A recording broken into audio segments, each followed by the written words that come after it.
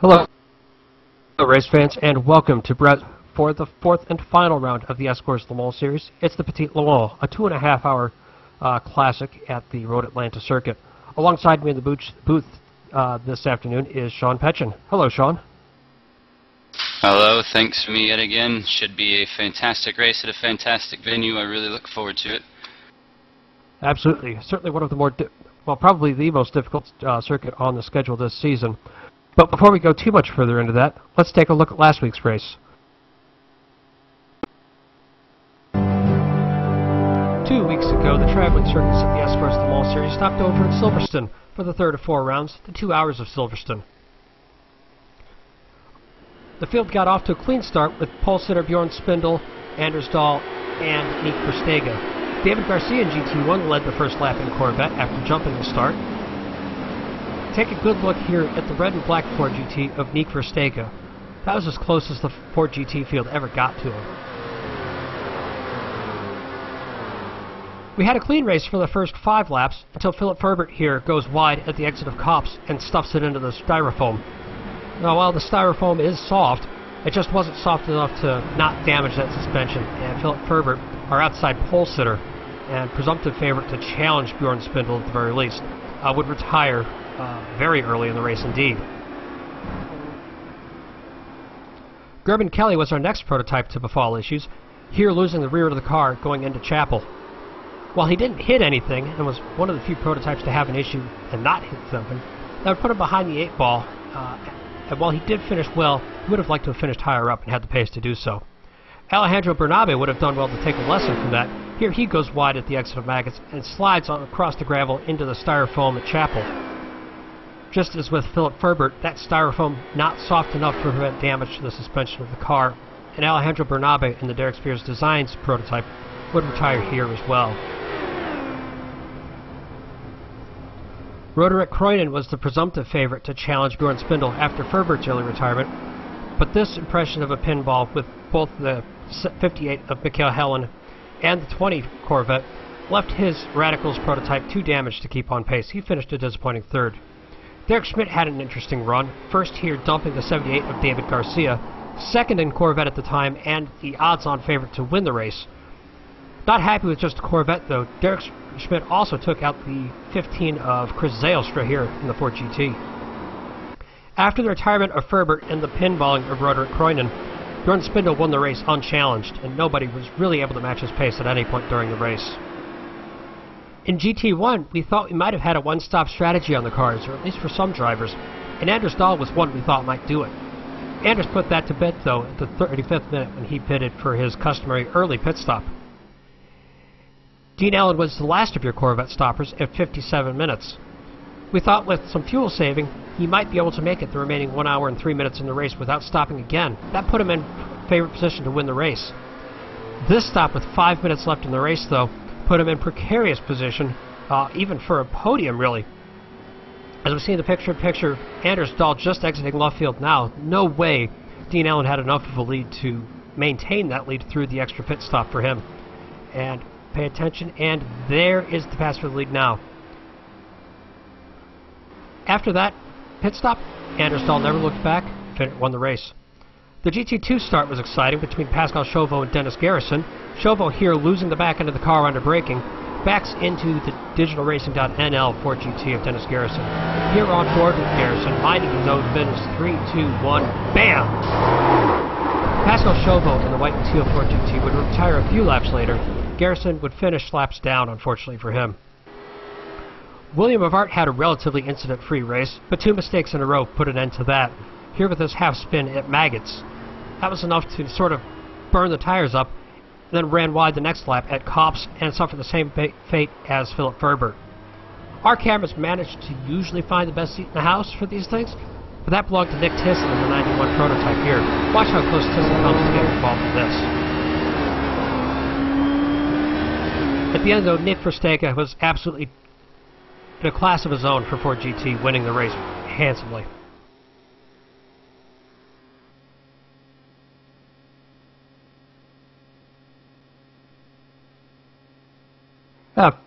Not exactly a thrilling race for the lead in any of the classes, but we certainly had good battles last week. And certainly, Roderick Croydon, among others, will be hoping for a better week this week. Don't you think, Sean? Oh, I think so. After the last thing.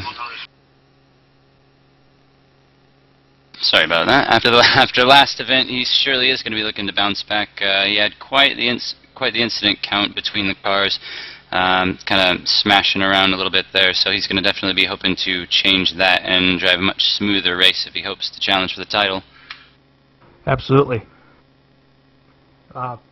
Two of our incidents in that video aren't with us here today. We don't have Philip Ferbert, who seemed to be the second quick at Silverstone, and we don't have William Avart with us. Nevertheless, the rest of the folks featured in that video, apart from our winners, will certainly be hoping for certainly hoping for a better race today. Yeah, you gotta think with double points on the line in the championships to be settled here today that everybody is going to be, who has a shot at this, is going to be looking to make some moves for points in an attempt to overhaul our points leaders at the moment. Good call. It is double points this weekend, and we've got that on the cards. Let's mention our top 5 in each class. Bjorn Spindle leads the Prototype 2s by 25 points over Nick Thyssen. If this wasn't a double points event, that would be almost an insurmountable lead, but as it is, it's just a minor inconvenience for Thyssen. Croydon is a further 16 points back of Thyssen, 41 behind the leader. Tim Mossmans is 4th, and Derek Schmidt is 5th in Prototype 2. Anders Dahl has been perfect on the year, 3 wins in 3 races, and leads the points in GT1. Mikael Helen is 2nd in GT1, 32 points adrift of Anders Dahl.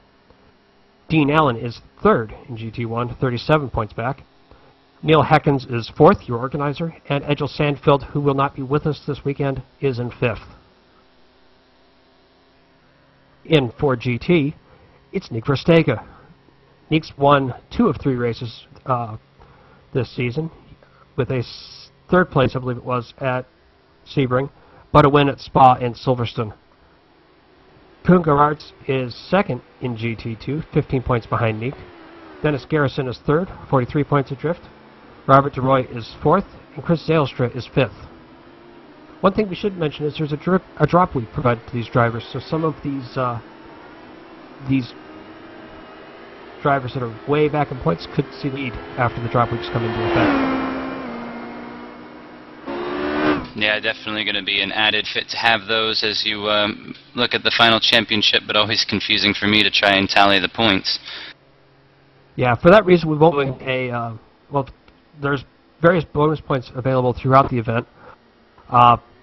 Points awarded for a clean race, and there's also points subtracted for an excessively, shall we say, dirty race. So for that reason we won't be doing a as they run today. But we can say there's one championship that's almost certainly locked up, and that's the CleanX Challenge. Nick Verstegen has had a single incident, one off track, for the entire season during race events. The next closest driver that'll be Dietrich Kynes, who is again not with us today, but well adrift of Verstegen. I think Verstegen would have to have shown up drunk for this to be interesting. Interesting, as I know that some of the sim racers out there do fancy a few adult beverages before climbing in the old car, so you never know. I guess I wouldn't rule it out. True, but with Verstegen's performance this season, I have to think that's not the case. Yeah, it's not going to be the case. I don't think there's anybody who's going to be touching him. The guy has had one problem, but he's been smooth as silk for the rest of the championship, so he's going to go relatively unscathed, I believe, and continue his good form here at Road Atlanta. I certainly agree with that. Looking at Atlanta, before we go into too much further depth, let's get you acquainted with the track. We took an onboard ride with Nick Verstegen, your GT2 championship leader.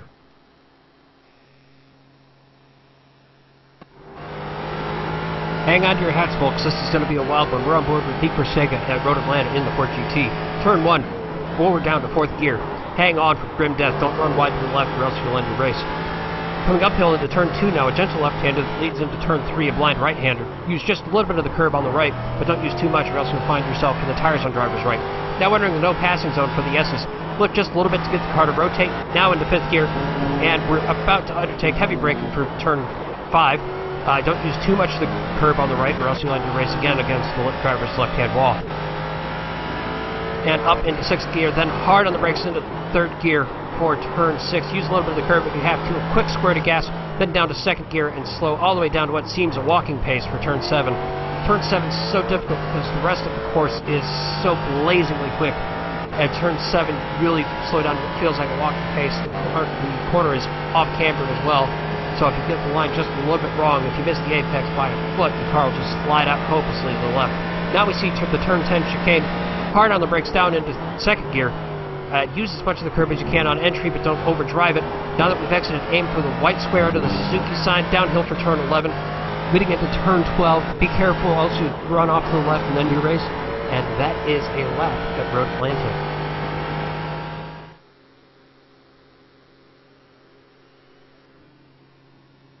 We gave it a little bit of treatment during that video, but it's such a busy course we didn't have time to really discuss it. The no passing zone is back, absent for Silverstone.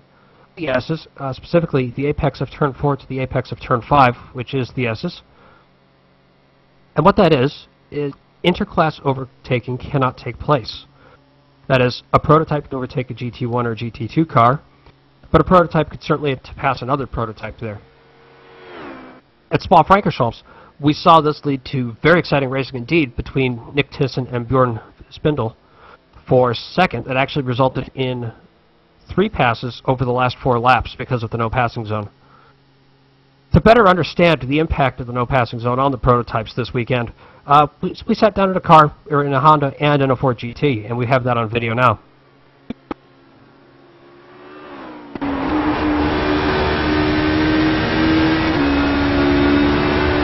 You'll notice I'm driving the Honda. On the left-hand side, you'll see an unobstructed road. On the right-hand side, it's run up on my cohort here. Just look at the speed here. I'm kind of again that I'm free to run. At the end of the no passing zone, that cost me 2 seconds. Just the S's. So it's almost going to be advantageous to be the 2nd car in line, especially if you don't quite have the pace of the 1st car. You can just catch them right back up in the S's. Yeah, it certainly does make sense. I mean, you're going to look at it. You're going to look at coming out, through the S's, and that time is just going to get killed. So it would almost be better to get that run on the lead car as you head onto the straightaway towards those the double rights there. So I was doing you no favors there, but as you can see, I mean, it's really tough and really takes a lot out of the prototypes to get bogged up there. You may not have been doing any favors, but keep in mind, the Fords can't do any favors there. They're prohibited to go off to the side to let the prototypes go through. The only time a fast ice can go through there is if a car has actually spun off the course. And that's honestly the thing about it, is it's really tough because Road Atlanta is all about the flow. It's a pretty simple track in the sense that there's nothing that really jumps out as being too difficult to drive, but it does flow, and if you miss the flow, that is when you have your offs, when you're going to start spinning out. So it's all about keeping it on the marks and staying in your flow through this bowl. Alright, well, we have cars on the grid for the Petit Le Mans. Let's run through the starting field really quick. On pole, it's newcomer Fredrik Follestad. Newcomer to us, but he's been around the block a few times clearly. Roderick Kroinen is 2nd in Prototype 2, just 0.03 of a second behind Frederick. Bjorn Spindel is 3rd, Nick Thyssen 4th, Lasse Brun Hansen 5th, Alejandro Bernabe 6th, Ruud Molders 7th, Dmitry Sivkov 8th, and Derek Schmidt 9th. Alright, well, if you look at the GT1 field, Anders Dahl pole position on a 1:15.559 in the Chevrolet Corvette. Henrik Mortensen 2nd. Mikael Helen is 3rd at a 1:16.166. Zlatko Bralik 4th. David Garcia surprising 5th, followed by Stefan Overgaard. Neil Heckens, the league president, followed by Dean Allen, Fabian De Jong, and Marcus W. Owens. Closing out the GT1 field behind a few GT2s, Marcel Vosman and Perek Burrell. In GT2, everybody raise your hand if you're surprised, Nick Versteeg is on pole. Rupik Turkala is 2nd, Kuhn Gerard's third. Dennis in fourth. Randolph Chenoweth in fifth. Randolph is our GoPro driver, by the way. Head to Twitch TV/ChenStrap if you want to see an in-driver perspective of this race. Pascal Chauveau is sixth. Chris Zailstra is seventh. Matthew Venn is eighth. And Peter Van de Kock is ninth. Stock strategy. This is a 2.5-hour race. And we've seen some pit shenanigans before at the shorter races. Good news for us is it's going to be a 2-stop race for every prototype and for every Corvette.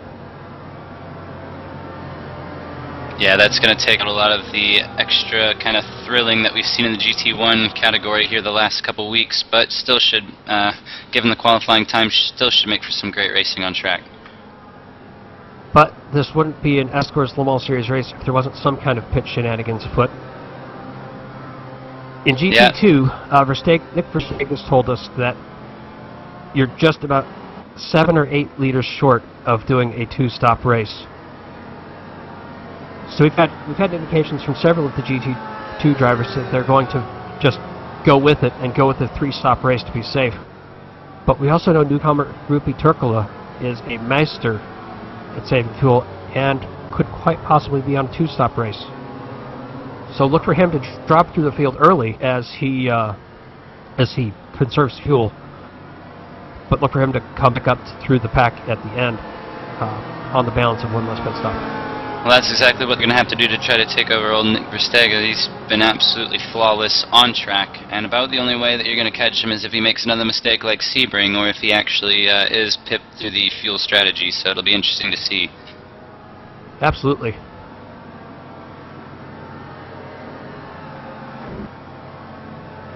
As the cars come down to the turn 10 chicane, we're getting set to go green here.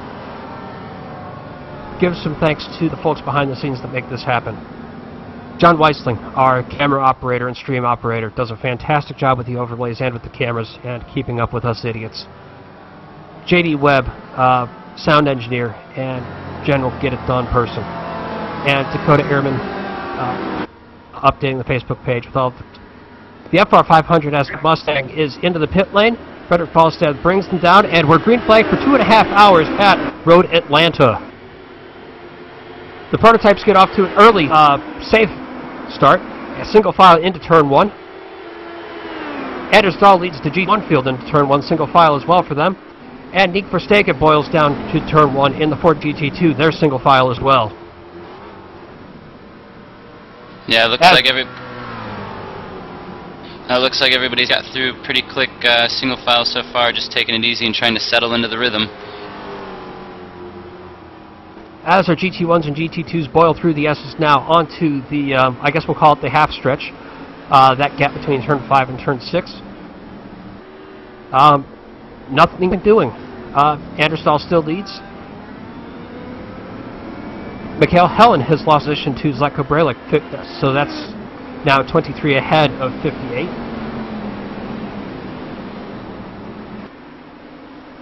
Nick Verstappen still leads GT2 in the 48. Rupi Turkala still second. Kuhn Gerard's in the 34 is still third. Frederick Folstad coming through turn 12 now will lead the first lap in the 09 HPD ARX 01C. Roderick Croyden stays on his second.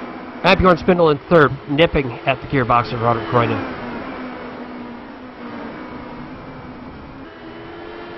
Yeah, the cars are really nose-hail, especially those HPDs setting through the flow. Remember, you can go blindingly fast through here, but it's just a matter of missing a braking zone just once or getting outside the mark just one time, and your race is going to be done. So it's best to all. And you see Spindle had gotten off there quite a bit, taking too much curb there.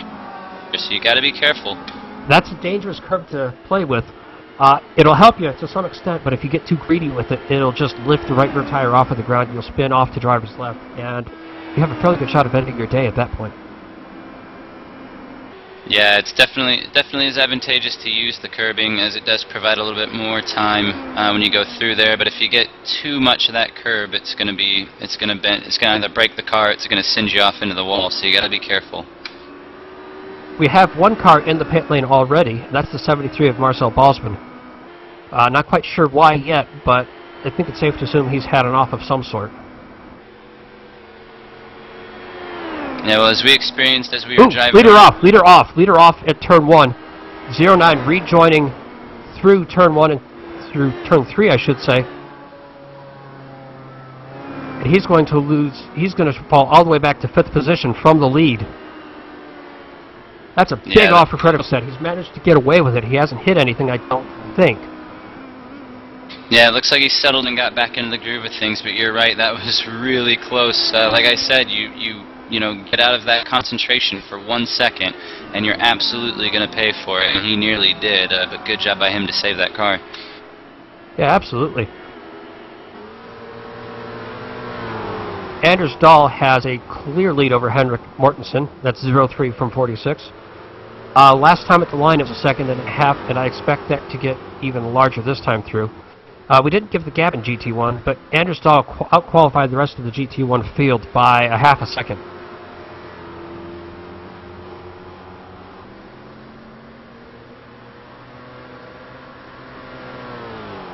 Oh, yeah, there's showing that replay there of him going off real close to that concrete. Good job in him for Frederick to come back onto the track. Yeah, you'll not get away with that one too many more times, I'm afraid. No, don't push your luck. I think he's used up just about all of his luck right there. Yeah, that account at the luck bank is drawn dry, I believe. Back up at the front, Reuter Krunen still leads Bjorn Spindle, 0-5 from 89, but it's only a 0.5 seconds, and Lasse Brun Hansen is a close third, just a 0.5 seconds further behind.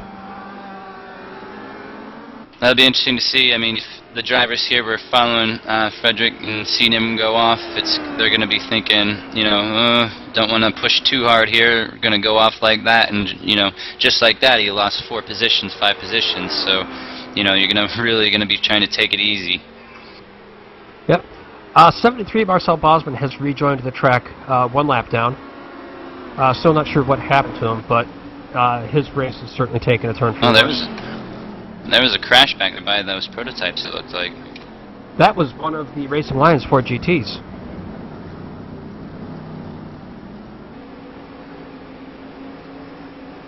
Yeah, I clicked over to see the race stream there, and it looked like smoke right in front of the prototypes, and then a car going around. Was it? We only have one of the Racing Lions cars with us this weekend, or at least the Racing Lions 4 GT. That's the 34 of Kuhn Gerards. That looked like it was at the chicane, was it? It was right before the bridge, that's for sure. Right before the right before the bridge, coming down into the. Oh, his lap times look all right. So let's see if we can work out who that was that spun.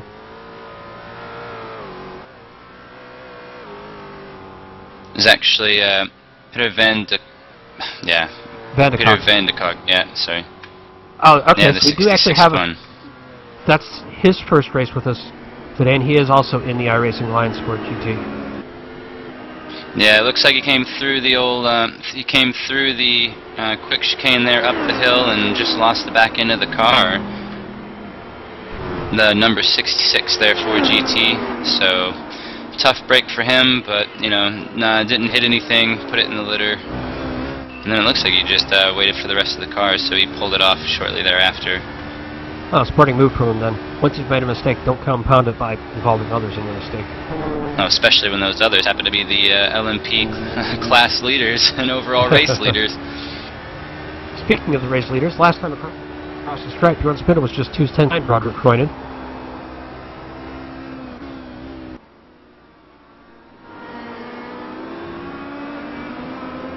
We're hearing word the 78 of David Garcia has had a major off and has retired the car already. So Garcia can't buy a break, it seems, after being dumped at Silverstone and having hardware issues at Spa-Francorchamps.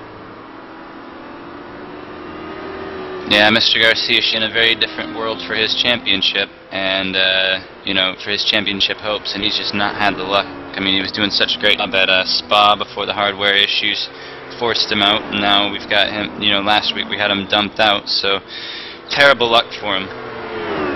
And it looks like that big curb at turn 5 we were talking about claimed its first victim. Yes. It's, yeah, you gotta be careful curb. You can use it, but don't use too much of it, because it'll put you out quick. Yes, indeed.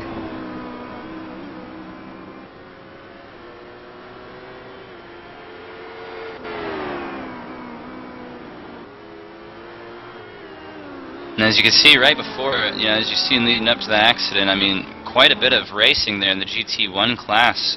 Cars nose to tail, and then just losing it. That orange car in front was the laps down car of Marcel Bosman. We documented his issues earlier. Just found himself in the middle of the GT1 field.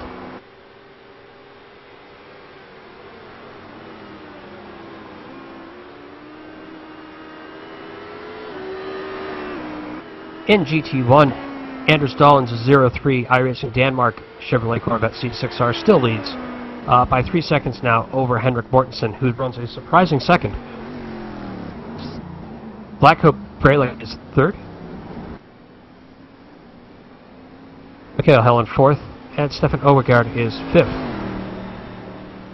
And one of our new entrants for the race, Patrick Burrell, has had a coming together with the concrete fence, I believe. We find him in the pit lane.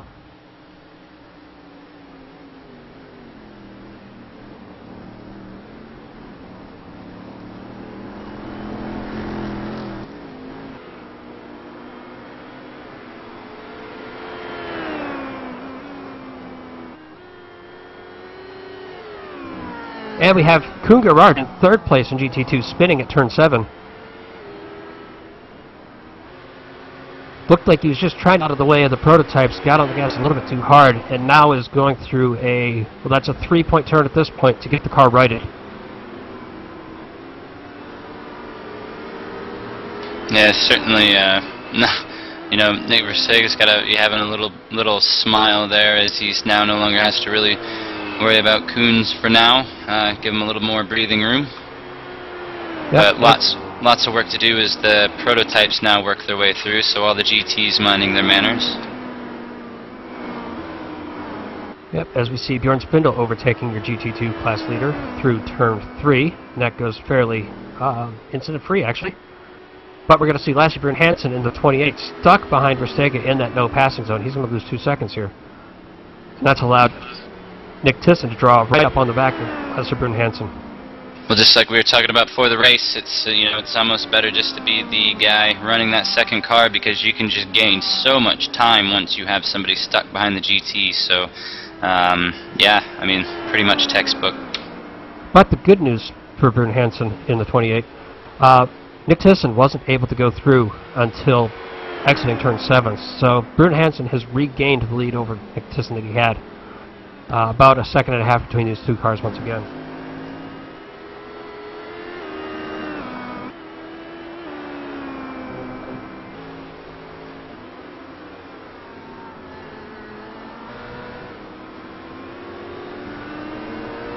So that spin for Koen Gerards in the 34 Ford GT has relegated him from 3rd in class all the way down to 6th in class. So -3 spots for the spin, which is, I imagine, better than it could have gone. It certainly didn't hit anything, so he'll be able to run back up through the field. Oh yeah, I mean, no damage to the cars, so you're just going to be going out there putting down fast laps, trying to stay out of trouble, and hope that you get a little luck from somebody else having issues. But 2 seconds, 3 positions, or whatever he had lost, he's in the race, he's got a chance, so he can't be too upset about it. Absolutely. Anders Dahl, the 03 GM Chevy Corvette, still extending his lead in GT1 despite the prototypes. Well, I guess the prototypes haven't actually come through yet. The prototypes will reach the GT1s in, we'll call it 2 or 3 laps. Yeah, those lead ones, they should be up there around another 2 laps or so.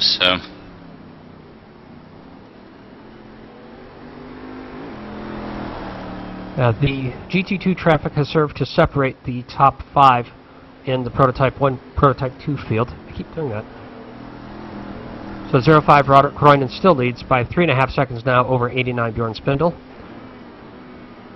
Lasse Bruun Hansen in the 28 is third, right on the heels of Bjorn Spindle. Just as I say, they've all spread out. They're drawing back together. Nick Thyssen in the 91 is fourth. Fredrik Follestad is in fifth, some 9 seconds behind the leader.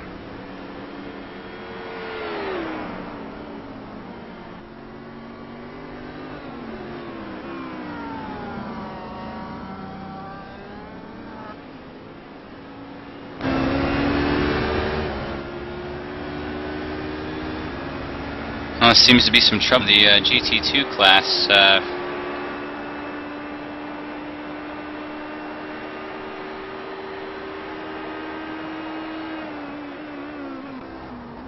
I don't know what happened, but Mr. Verstager was very adamant on the radio that somebody had messed up. The 73 of Marcel Bosman has just gone around again at the S's. So, and that has impacted the tires. You wonder how much more damage that car can take. Apparently, Verstager is very unhappy that somebody had overtaken him through the no passing zone, and he was on the horn for sure. Indeed, a driver calling for the offending driver to be disqualified. Yeah, it looks like Dmitry Sivkov was the offense. Offending. Yes, offending. It's still early.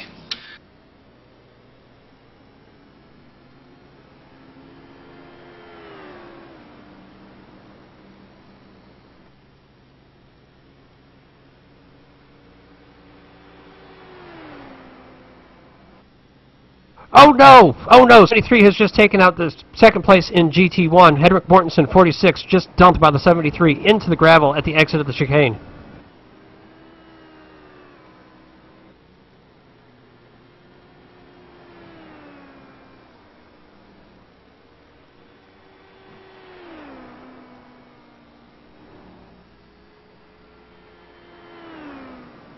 It was a dream race so far for Henrik Mortensen in the 46, second in class, which was rather surprising for us, but that's just been massively undone by the 73 of Marcel Bosman, as we see now the 41 of Neil Heckens having a bit of an off-course excursion in front of Mortensen.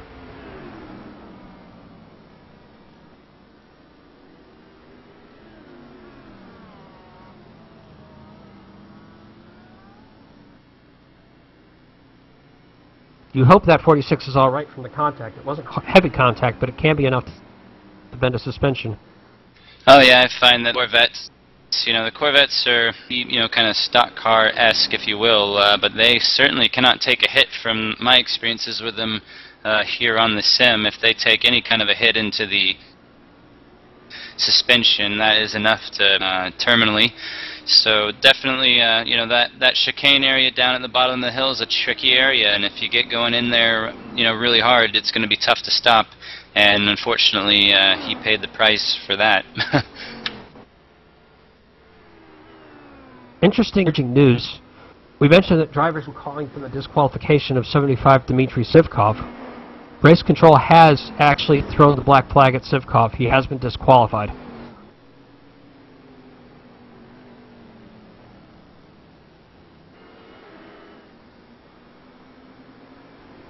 Interesting bit. The stewards, the race steward coming down hard on the offending driver. So it is the championship, and you don't want to have silly things like passing through the no pass zone dictate who wins the titles when you're in a season finale like this.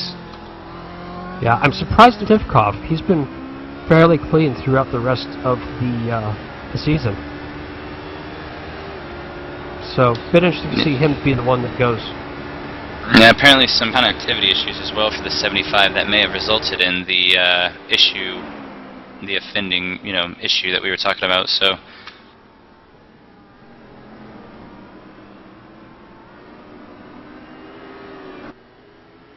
Fredrik Follestad in the 09 making his charge back up through the field as he goes through Nick Thyssen. If you recall earlier, Follestad ran wide from the lead in turn 1. Gathered it up, it didn't hit anything, but it dropped him quite a ways back, and on that lap he actually lost 8 seconds, and it looks like he's not had a good time with traffic further. Now as he approaches the 28 of Lasse Brun-Hansen, has him in his sights.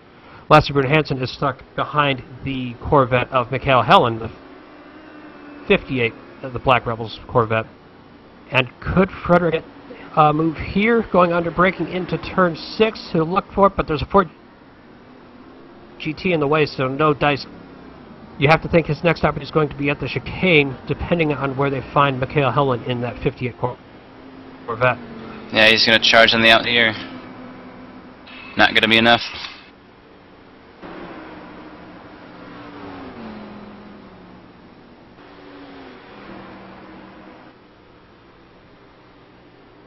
Heavy traffic for Frederick, though, as he's still battling through. Lots of GT cars. Yep, and that's allowed him to close right back up onto the gearbox of Lasse Brun-Hansen in 28, with Zlatko Bralic just in front of them. As Frederick thinks about the 3 wide on the front stretch, thinks better of it, falls back into line for turn 1.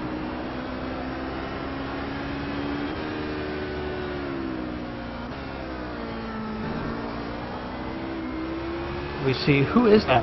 Is that Bjorn Spindle off? Oh, that's an incident. That's Bjorn Spindle, I believe. That's Bjorn Spindle that's had come into contact with Pascal Chauveau, so that's 89 and 00. Oh, yeah. Through the S's. Spindle was trying to recover from running wide and just clobbered the left-hand side of Pascal Chauveau. Yeah, that did just happen, and that's disastrous for Spindle right there. Disastrous.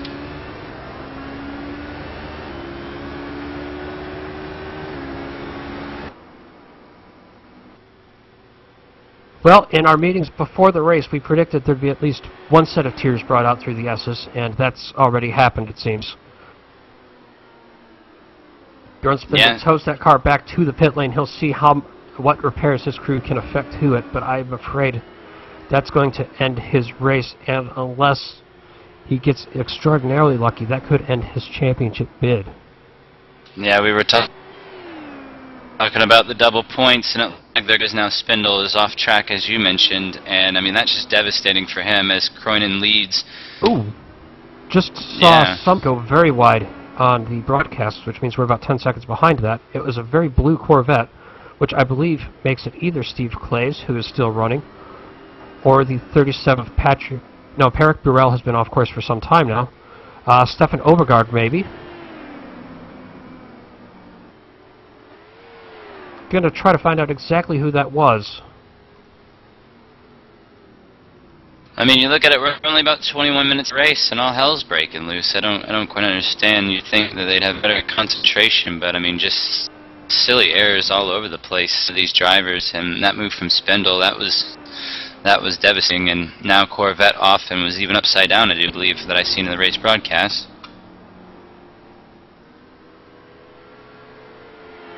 It was Perrick Burrell at 37.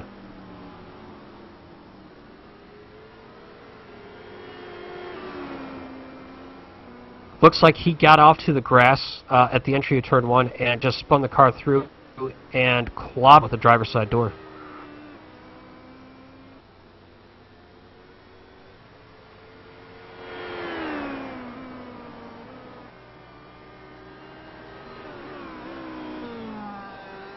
So that leaves us just some prototypes that have been relatively incident-free.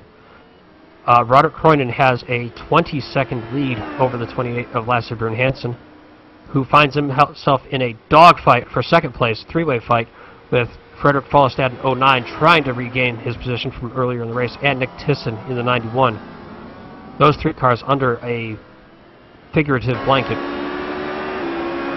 Frederick should have him heading into the next into the chicane. Well, it depends on how friendly Lasse wants to be about it. Brun-Hansen is going to give the inside up as we see Frederick Follestad making the position, outbreaks Brun-Hansen, and through into second place for the 09 of Frederick Follestad. Nick Tisson now getting greedy, looking to go through into third, and will do so. So mark it 09 Follestad, 91 Tisson, and 28 Brun-Hansen. Yeah, great move there by Thyssen to seize the advantage as Frederick Fullestad went through. Thyssen was right there behind him and ready to strike and was able to get up the position, so nice job. Well, now that that's calmed down, we'll take a quick break. Be right back.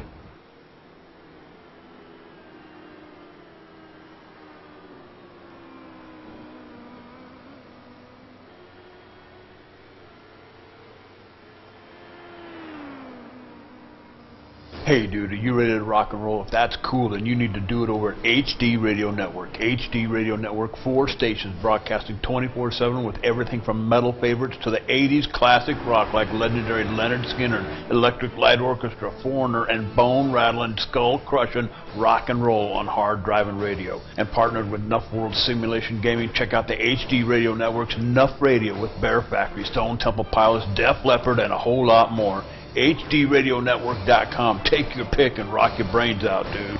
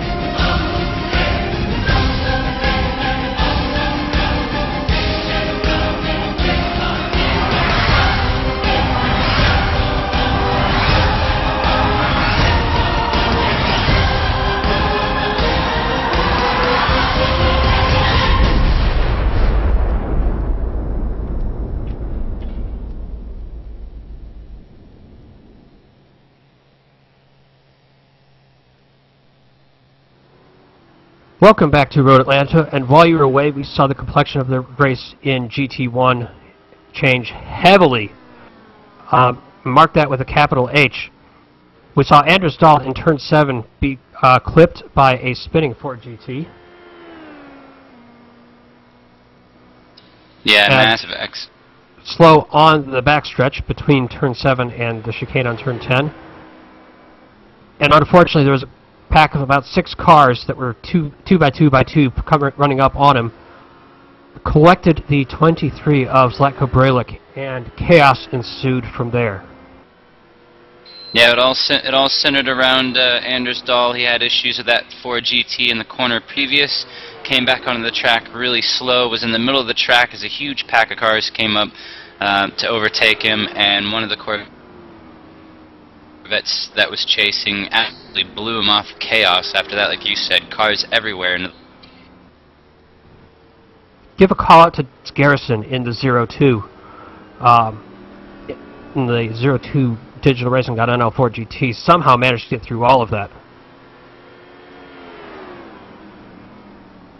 Yeah, so there you have it. You know, your points leaders. You have Spindell with his issues, and now Anders Dahl, who's been flawless up to this point, has his issues, and I mean, it's just absolute madness. And to be fair, Anders Dahl's Corvette had some damage from that original contact with the Ford, so he actually probably should not have been in the middle of the track like he was. Maybe pulled off to the side there. But you know, that's just, I guess that's just how it goes. Terrible luck for him, because that's gonna hurt. Yeah, that car was wobbling sorts of sideways when he was trying to bring it back to the pits. The best thing would have been for him to just tow that car. But that changed the section of the race completely. That takes Zlatko Bralic, who we believe was running in second at the time, indeed was running in second at the time, out of the race. That takes Anders Dahl, your points leader in GT1, out of the race. That also involved, let me replay back to that again, because we saw another prototype getting involved in that.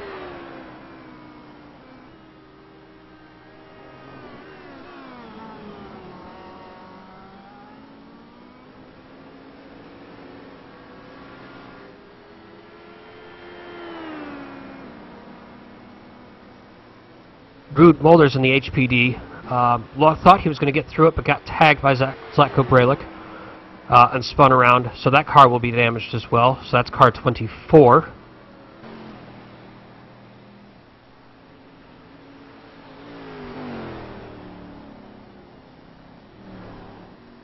Peter Vanderkalk in the 66 Ford GT was in the vicinity at the time, but got through it unscathed.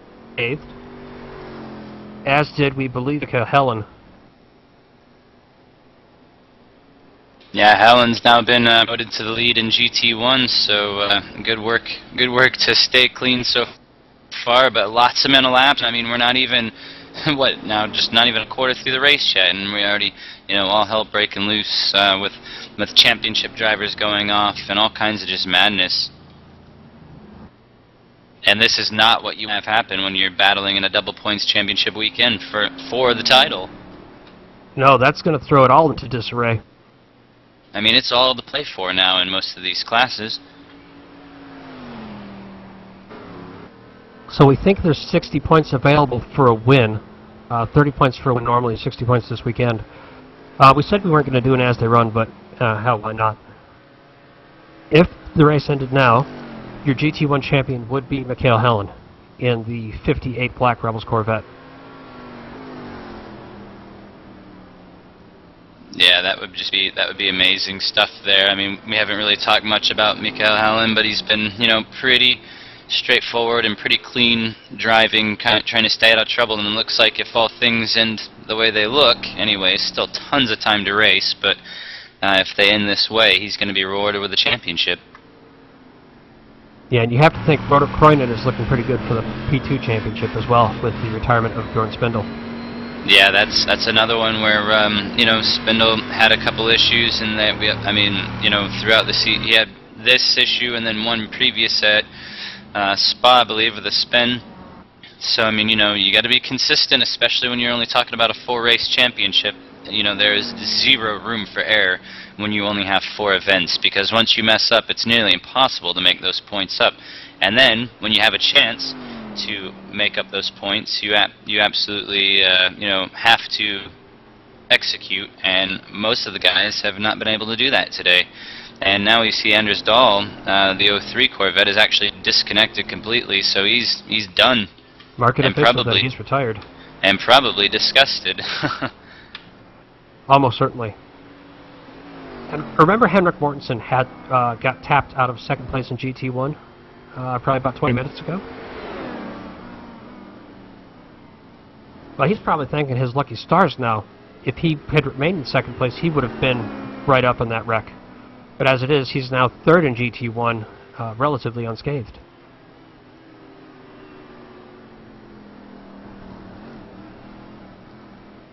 While we've been paying close attention to that, for good reason, Frederick Folestad in the 09 Prototype 2 car has taken 4 seconds out of Robert Kroinen's lead. Robert Kroinen in the 05 now only has a 16.7 second lead. Yeah, I think this will be interesting. Frederick certainly seems to have the car, so it's going to, Roderick's going to want to be quite cognizant of that, but we also have to realize that Roderick knows he's in the lead, knows that Spindle's had massive trouble, and he's, just get it to the finish, honestly, not going to push too hard, because one mistake, and he's right back out of the championship as well. Indeed. In GT1, it's relatively close. Mikhail Helen is followed just by, call it 2 seconds, to Dean Allen in second, and Henrik Mortensen is just a further 8 seconds or so behind. So very close for the top 3-1. As we see Fabian de Jong, the 99, go through 41. Neil Heckens, that's the 2 iRacing Lions Corvettes. And Nick Verstegas can calm as ever in GT2. Yeah, everybody, all the championship leaders have had issues. Verstegas is kind of out on a Sunday drive as he usually is, and that's when he's at his most dangerous, because, I mean, there's just no getting inside the head there. He's just going to continue to put down laps and hopefully stay out of trouble as well. as we saw a big wiggle for Nick Tisson in the 91 exiting turn 5 on the stream. Flirting with disaster with that big curve at the exit of turn 5, and just barely got away with it this time.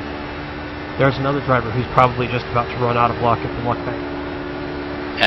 Rude Mulders actually has just officially retired as well, so... Yeah, he was the prototype of that big wreck on the backstretch.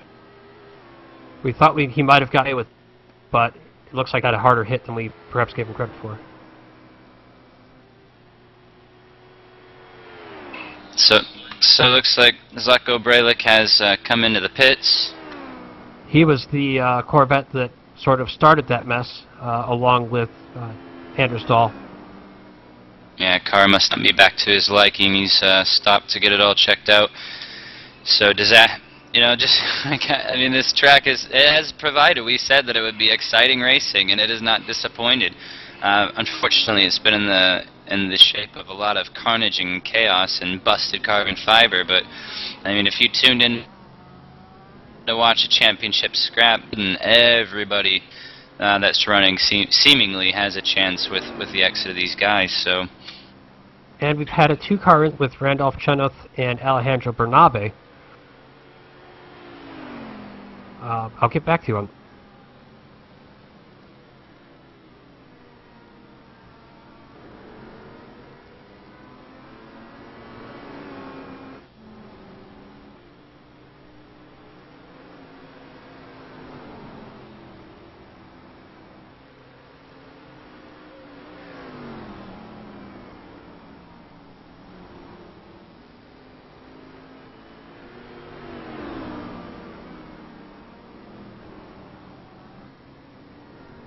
Oh, that's GT1 leader Mikhail Helen, 58 spins coming out of turn 3.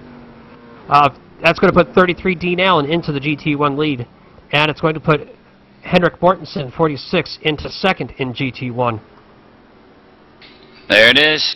You have those mental lapses, and you know, you go around, you spin. It's real easy, especially with all the off-camera kind of stuff that we have here at this track in the GTs and the Corvettes. You get on the power just a little bit, and it is not hard at all to put that car around.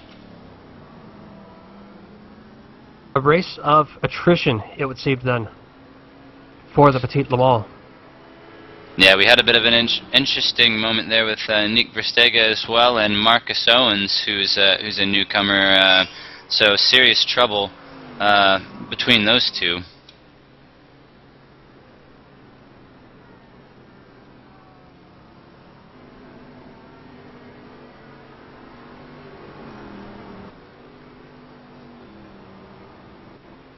So now we have Dean Allen leading Corvette with just a second and a half or 2 seconds back to Henrik Mortensen. That gap has gotten a lot smaller than it was 2 laps ago.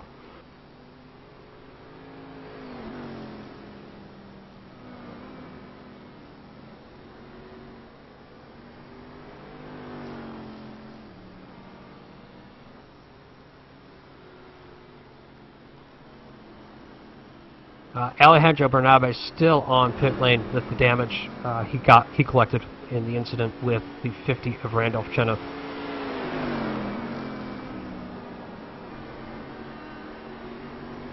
And it's an early exit for our GoPro driver this weekend. Randolph Chenoweth, 50 Ford GT Motorcraft livery car, has retired. Yeah, the action is certainly really interesting around Verstegen at the moment. He's got a lot of traffic around him and a lot of, you know, he's running faster than some of these Corvettes even, and, you know, they're just not giving much room at all to him. And, you know, his 48 Ford GT has been around a couple real just kind of scary incidents, so he's going to be... Interestingly, we actually have a fight for the GT2 lead on our hands between 48 of Nick Verstegen and the 13 of... Well, yeah, seeing as though all the cars around him have nearly taken Verstegen out, it's no wonder that, you know, the other cars are able to come in and fight. But, you know, they're out there absolutely just causing all kinds of hell for Verstegen, and he's doing the best he can to hang on, and that's brought Tukalope right up there. I mean, in a span of about 4 laps, he's nearly had a Corvette take 3 wide heading into the no passing zone with a Corvette and a HPD. So it's any wonder that he's even still in the race. Most drivers would have cracked and maybe had an incident. Absolutely. The race for second in GT2 is now hotting up with 46 of Henrik Mortenfire from the 58 of Mikael Helen. Helen, of course, had that spin relegated him to third in GT1 from the lead.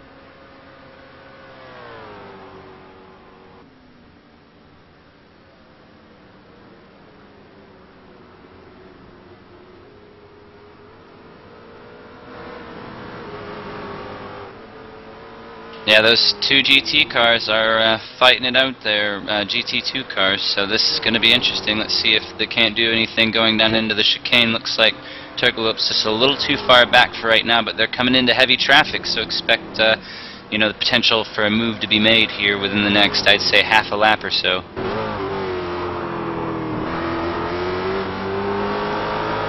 Oops, yep, that was my mistake. That's what I get for trying to play with the iRacing replay controls. I did.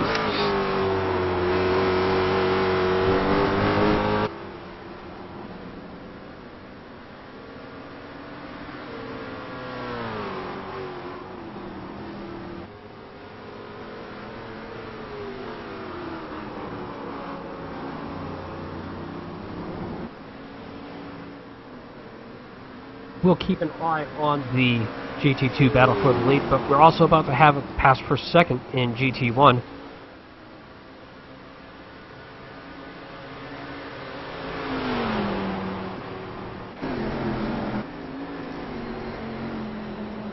As Steve Clays in the 3 has a little bit of an interesting time going through turns 2 and 3, but recovers and rejoins.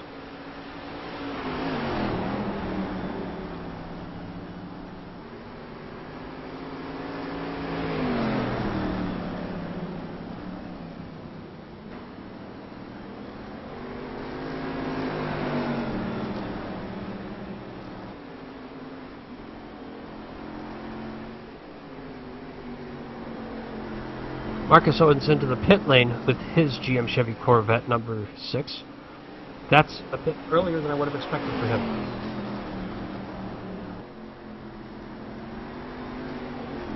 So potentially some drama there with that car.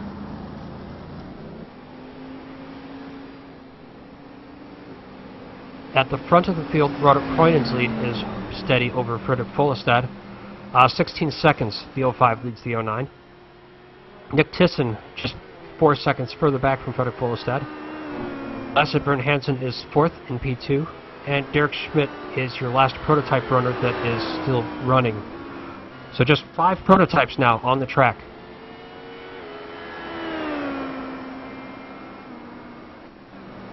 We were saying before the race actually started that this was actually starting to look kind of like an ELMS field. A little thin at the top, but plenty of great GT cars to do battle. Yeah, now that we've had all these casualties, shall we say, it's thinning out even more. Dean Allen still leads comfortably in GT1, with Henrik Mortensen in the 46 still under heavy fire from Mikael Helen. And also same in GT2 as well. Verstappen still leads Turkla just by the skin of his chin. Yeah, now that I've actually caught up with the battle live, I can see that it hasn't lost much pace whatsoever, honestly, compared to what I was watching. So it looks like Turkla is actually a lot faster through the first part of the track, but it looks like Verstappen really opens it up the gap a little bit once they hit the quicker part of the circuit and the straightaways. That makes sense, actually, if we think Turkla is still on a 2-stop strategy. He would have geared that car a little bit taller. Wouldn't quite have the top-end power, but it would be a little bit less thirsty on the fuel.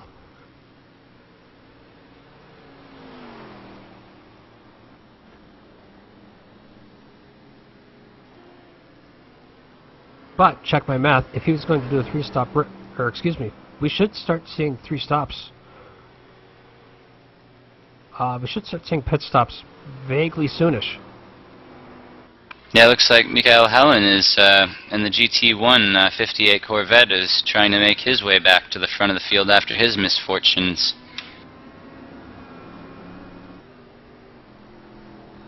That battle has been going on for some laps now, but Helen just hasn't been able to find his way around Mortensen. But Mortensen ran a little bit wide exit 5. This might be the shot, and Helen is going to go for it at turn 6, and it's going to go past the lap car as well, so put Helen into second in GT2 in the 58 GM Chevy Corvette. But, oh, looked like he was about to spin exiting turn 7. That's going to give Mortensen a run down the long back stretch. But Mortensen is going to be on the outside for the entry into the chicane, so as Mortensen pulls back into the line, actually swaps sides, he's still going to look for the overtake back into the chicane. Mortensen has the position. No, he doesn't. So Helen's facing second. Mortensen back to third in GT1. Yeah, he had the position there, but didn't look like he was going to try to push the issue with the brakes too much there and just let it go. Live to fight another day, basically.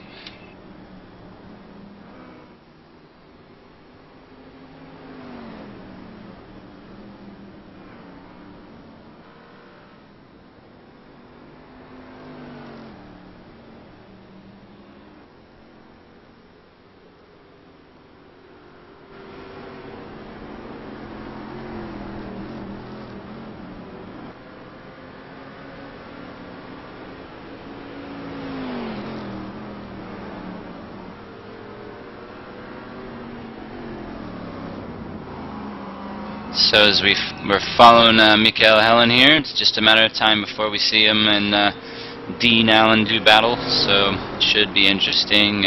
But you're gonna look to make sure that Helen doesn't take any unnecessary risks with everything that's already happened. You know, just catch up to him and make a nice smooth pass. Yeah, absolutely. Helen now can just barely start to see Dean Allen through his windscreen on the long backstretch. So that'll give him even more motivation, as if he needed any more motivation to get the push on and catch up. Yeah, a little bit of the blood in the water when you start to see the guy, you know, that you're chasing down. Once you just start seeing him and come into view and everything, can push just... The 08 seems to have gone off, and not quite sure why yet, but he is losing positions rapidly now. I'd say losing positions. He was of the runners in the prototypes, but losing positions overall to the Corvettes. That's a very strange incident indeed. It looks like he just zoned out. Maybe the steering broke, but at the kink on the backstretch, he just went straight on and clobbered the concrete wall on driver's left. Interesting. Maybe fell asleep. Could be. That will end the race for our Reddit racing driver.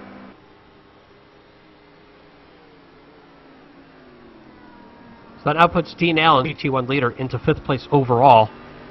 And if trends continue, we could well see a Corvette on the overall podium.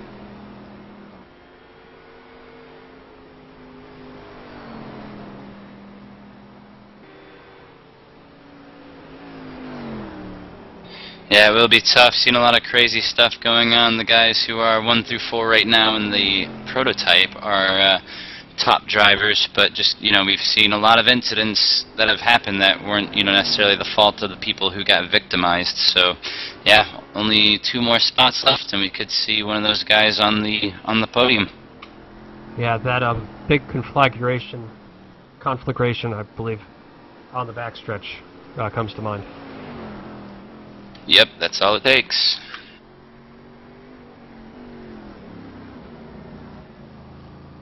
So Zlatko Bralic has rejoined in the 23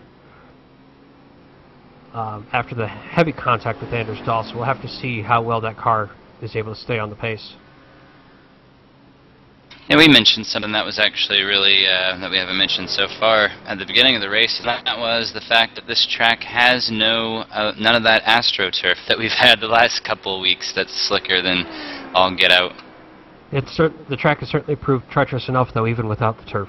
Yeah, no turf this time and more accidents, but yeah, you got to be very careful with the grass as well. It seems your overall leader, Roderick Kroinen, has had a bit of a difficult time with traffic over these last few laps. His lead, well, last lap his lead on Frederick Folstad was down to 12 seconds, but now it's back up to 15 seconds. So I believe we're just seeing that gap fluctuate. Yeah, once you get a 15-second lead, it's all about just managing the gap there. So you don't need to continue to blow the doors off of them, but you know, if you put a few 48 seconds. GT2 leader into the pit lane. That's your GT2 leader, Nick Verstappen. And that is right on schedule for a 2-3 stop race.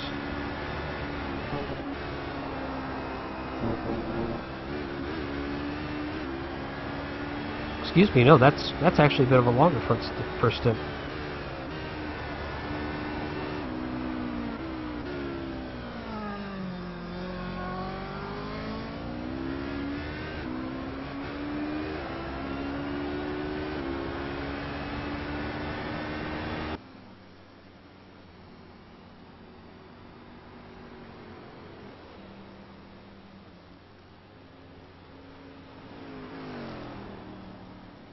So that's the GT2 leader then into the pit lane.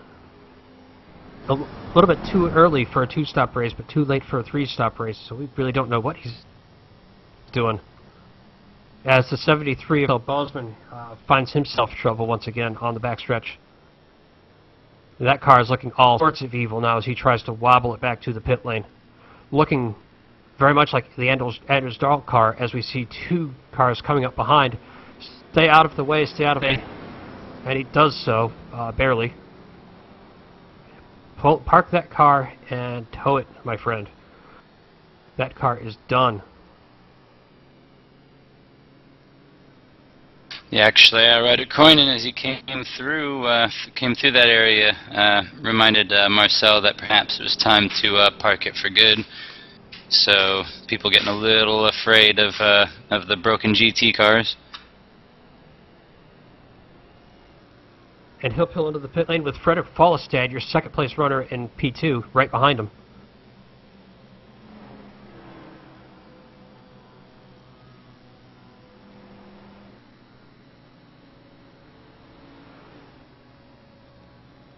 So that's Follestad pitting at the 50-minute mark out of the second place in Prototype 2, which puts him perfectly scheduled for a 2-stop race. Koen Gerards comes in out of third place in GT2 for his first scheduled stop, as does Dennis Garrison in the 02.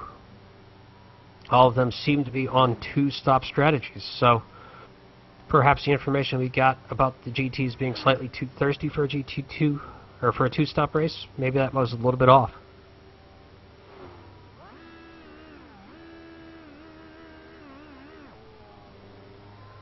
Chris Zylstra also on pit road in the 15 Jumbo Auto Drop Ford GT out of 5th place in GT2.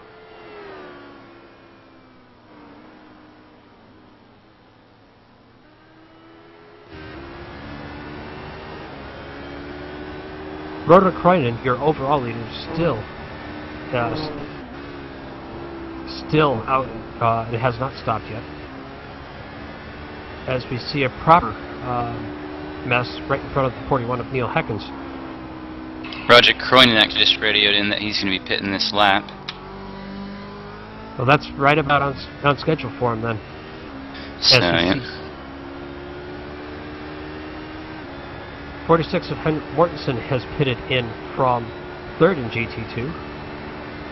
Michael Helen has already been in and is probably about ready to pull back out. That was 2nd in GT1.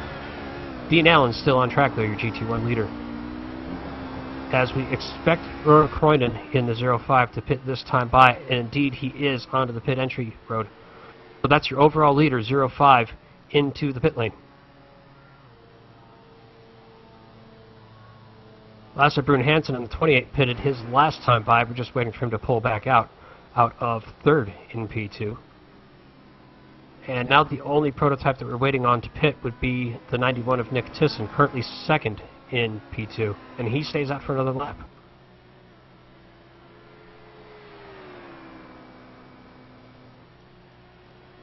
And we also see the 33 of Dean Allen, your current GT1 leader, into the pit lane.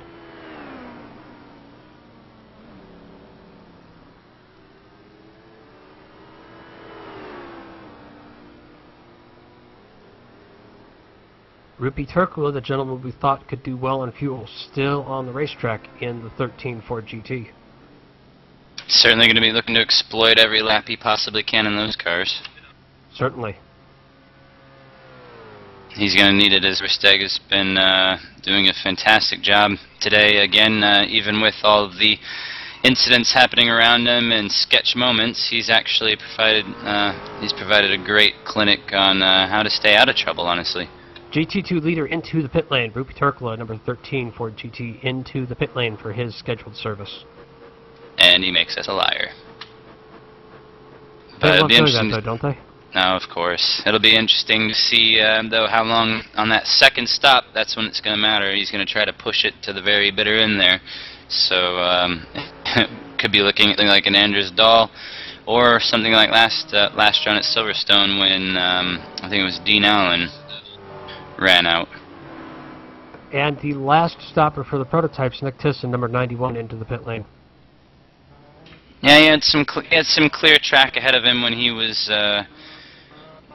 once Roger Cronin had come in for the pits. So it's very, very important that you stay out and try to get absolutely as much as you can open track time, and try to close that gap through the pits, and then move along before you make your stop. So good call by him to stay out. But there goes Cronin right by. So. Yeah, and I want to mention thanks to our MTCU Gaming Servers pit lane crew, which consists solely of JD Webb, for giving us heads up on many of these stops. MTCO is your first best solution to hosting world-class competition, with a dedicated box, no nonsense, and only $49 a month at mtco.com.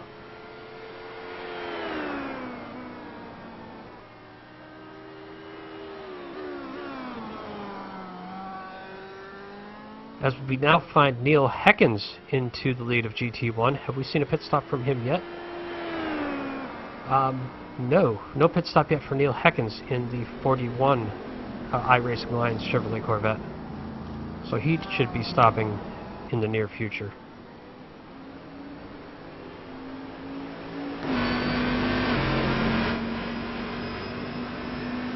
Yeah, so it's just the iRacing Alliance GT1s that have not pitted yet, Heckens and Fabien de Jong.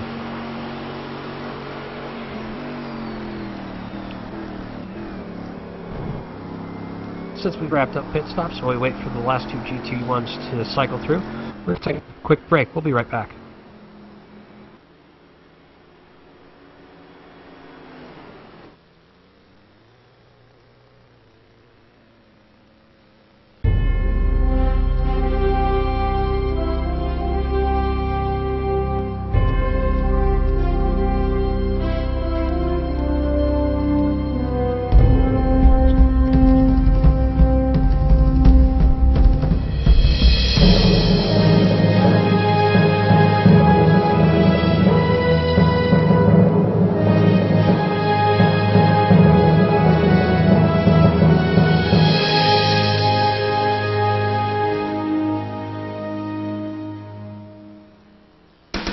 MTCO Communications, dude. I'll tell you what, the only place to get your gaming servers, no contract, month to month. Get gaming tonight with Battlefield 2. Hey, Call of Duty. Do it with R-Factor. Arca Sim Racing, dude. I'll tell you what, $49 a month, no better deal anywhere. Remote access, virus filters, remote power cycle, no player limit, no bandwidth, dude. Dedicated servers. Hey, do it tonight. Give them a call, 800-859-6826.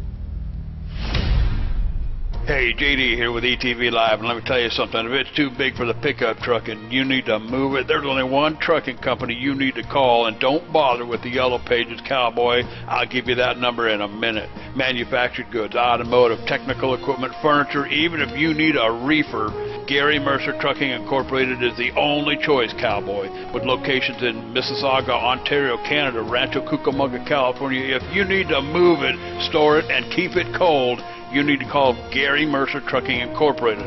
Long haul, short haul, or just across town, Gary Mercer has the best trained and qualified drivers to get your load from point A to point B with professionalism and on time. So remember, Hoss, if it don't fit in the pickup truck, you're going to need a real truck, cowboy. Sponsors of ETV Live's Friday Night Showdown, Gary Mercer Trucking Incorporated, 1-800-668-2980.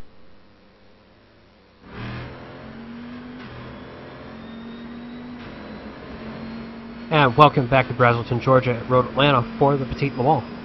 While we were away, we saw the GT1 effectively change hands.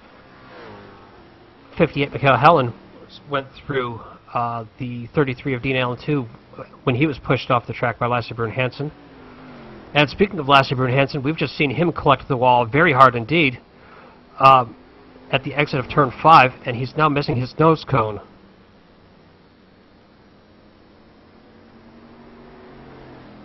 Interesting. We said that turn 5 would be one of those kind of tricky areas.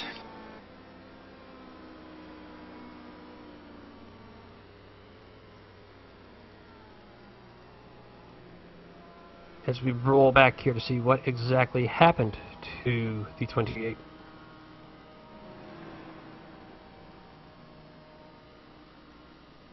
Yeah, just caught that big curb, that love and hate curb, just the wrong way, and destroyed the front end of that race car. And with that, we're one step closer to a Corvette on the podium. Indeed, although Alejandro Bernabe has now leapfrogged the Corvettes, so we now have the top 5 as prototypes once again. Yes, good call. I was getting excited for the underdog story.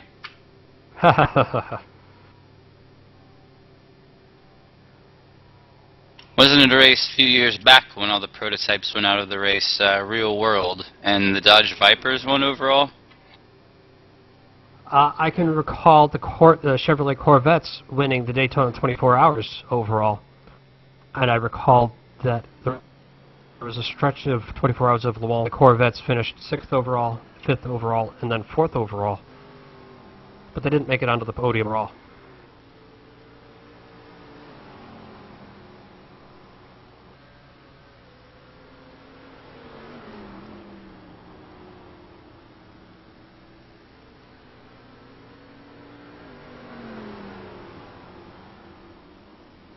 So in P2, Rudert Kroinen still leads in... That was a train wreck. Rudert Kroinen still leads in P2 by 16 seconds over Fredrik Follestad. That's 0.5 from 0.9. Dick Tisson in the 91 is 15 seconds further back, as we see the retirement of Lasse Brun-Hansen. Michael Helen in the 58 lead by... I take that back. Dean Allen has gone back into the lead of GT1. So mark that 33 from 58, and we'll try to find that happened. Well, that's a cheek up there for Dean Allen. Look like, ooh, wow. 58 got way out of shape going into turn 3 and had to take to the escape rope just to not wreck the car.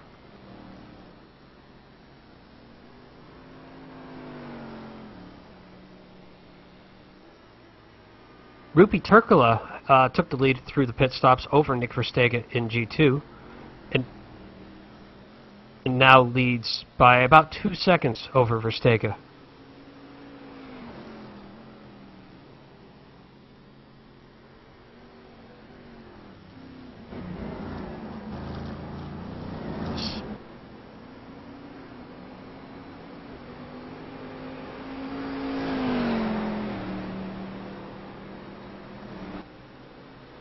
Yeah, great racing overall, honestly. Now that they're down a little bit, let's hope we don't jinx them in regards to the accidents that we've seen, but it looks like, you know, it's kind of thinned out a little bit. on some great racing. It'll be great to see if Verstegen can actually catch up and make the pass on Nico. That said, it looks like he might have lost a little bit of ground since we just talked about them 30 seconds ago, which is a I'm sorry. phenomenally small. Yeah, I meant to say Turkla, and I think I said something completely random, so Ruby Turkla is who he is chasing. My fault. Yeah, so we have had 28 Brun Hansen retire, so we expect to see him drop down the order, which will put Dean Allen into 5th overall. Overall position not terribly important for the GTs, but it is useful. I like to use it as a barometer of just how much attrition we've had in the prototypes.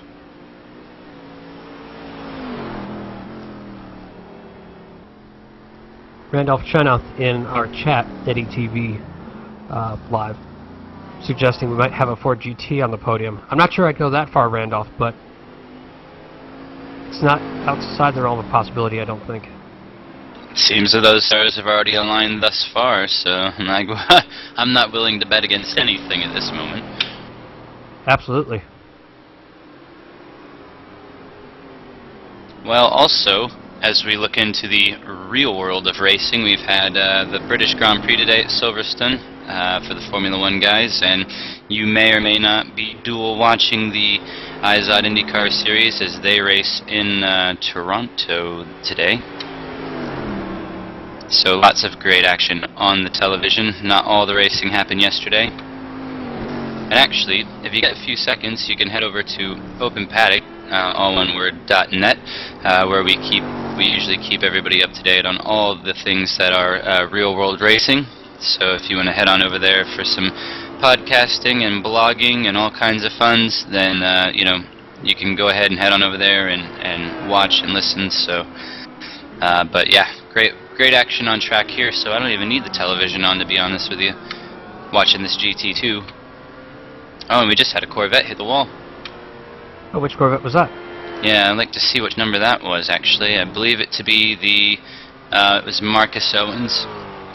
And the number 6 Corvette, yet again, has found trouble here at Road Atlanta, so had a nice opportunity to talk with him yesterday, actually, or no, Friday, when we were doing our practicing around Road Atlanta in our various cars, and he was hoping to do well, but it's all gone wrong for him today, and he's now finally stopped and retired the car. Yeah, we've unfortunately mentioned him quite a bit today, and for mostly the wrong reasons.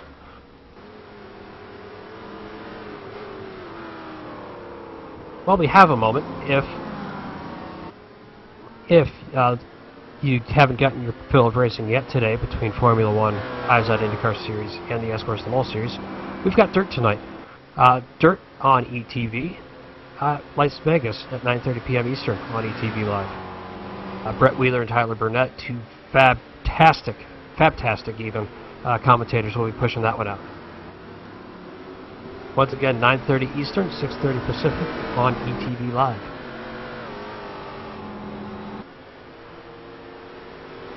This is the oval and dirt guys world, and thankfully they've let us road racing guys live in it for the last 4 events.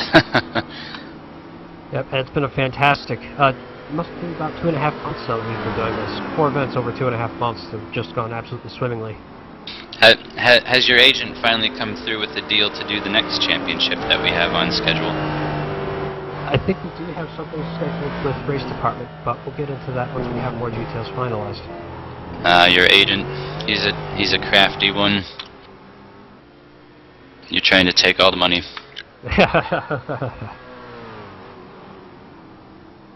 In GT1, Dean Allen still leads the 33. Mikhail Helen really hasn't been able to claw his way back in the 58 after he went wide at turn 3. Henrik Mortensen has fallen back from the lead 2, but still remains in 3rd position in GT1, being reeled in a little bit, I believe, by the 41 of Neil Heckens in the iRacing Lions GM Chevy Corvette. But as soon as I say that, Heckens runs wide at turn 3 and loses a couple of seconds. Commentators curse, I believe.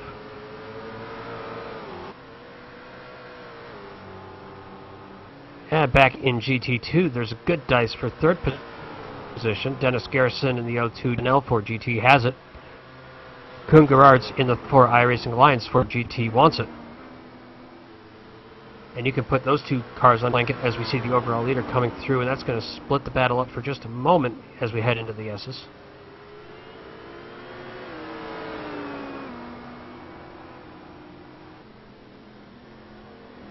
But Croydon makes his move through before they get to the no passing zone, so these two cars right back together again. As we see a little wiggle from the O2 going through turn 5. Yeah, Kuhn obviously with the superior car, but Dennis is definitely making it difficult for him to get around, so... Well, oh, he's just run wide there, yeah. Yeah, he's run very wide indeed at turn 7. That's going to give Kuhn Gerards a very easy pass through into the 3rd position in GT2 as they approach the crest on the backstretch. I know I did that when we were doing our testing for that in-video shot that we had at the beginning of the show. You know, I ran wide in that corner quite a few times, so it's not hard to do, honestly. Garrison looking back the inside, but not close enough to make it happen. So, etch that one in the stone then for this lap. Kuhn Gerards in the 34 ahead of 02 of Dennis Garrison.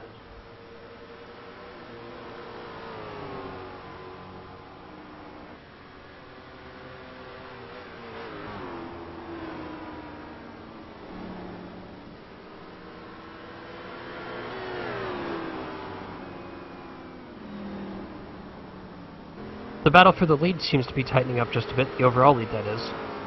05 Rotor Croydon still leads, but only by 8 seconds now over Frederick Fullestad that is, in the 09. So that gap is coming down very slowly, but it is coming down quickly enough that we might see a proper race for the lead before the race is over. Oh yeah, we still got an hour and 21 minutes. There's still tons to play for, and I don't know exactly what's going on with Croydon. I thought that perhaps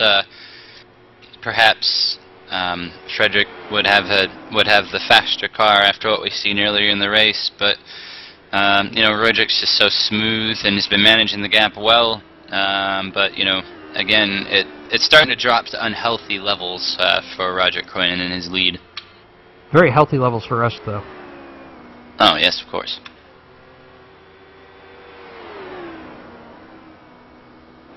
In GT2, Rupi Turkla is still leading comfortably over Nick Verstega. So that's 13 from 48, by about, we'll call it, 4 seconds.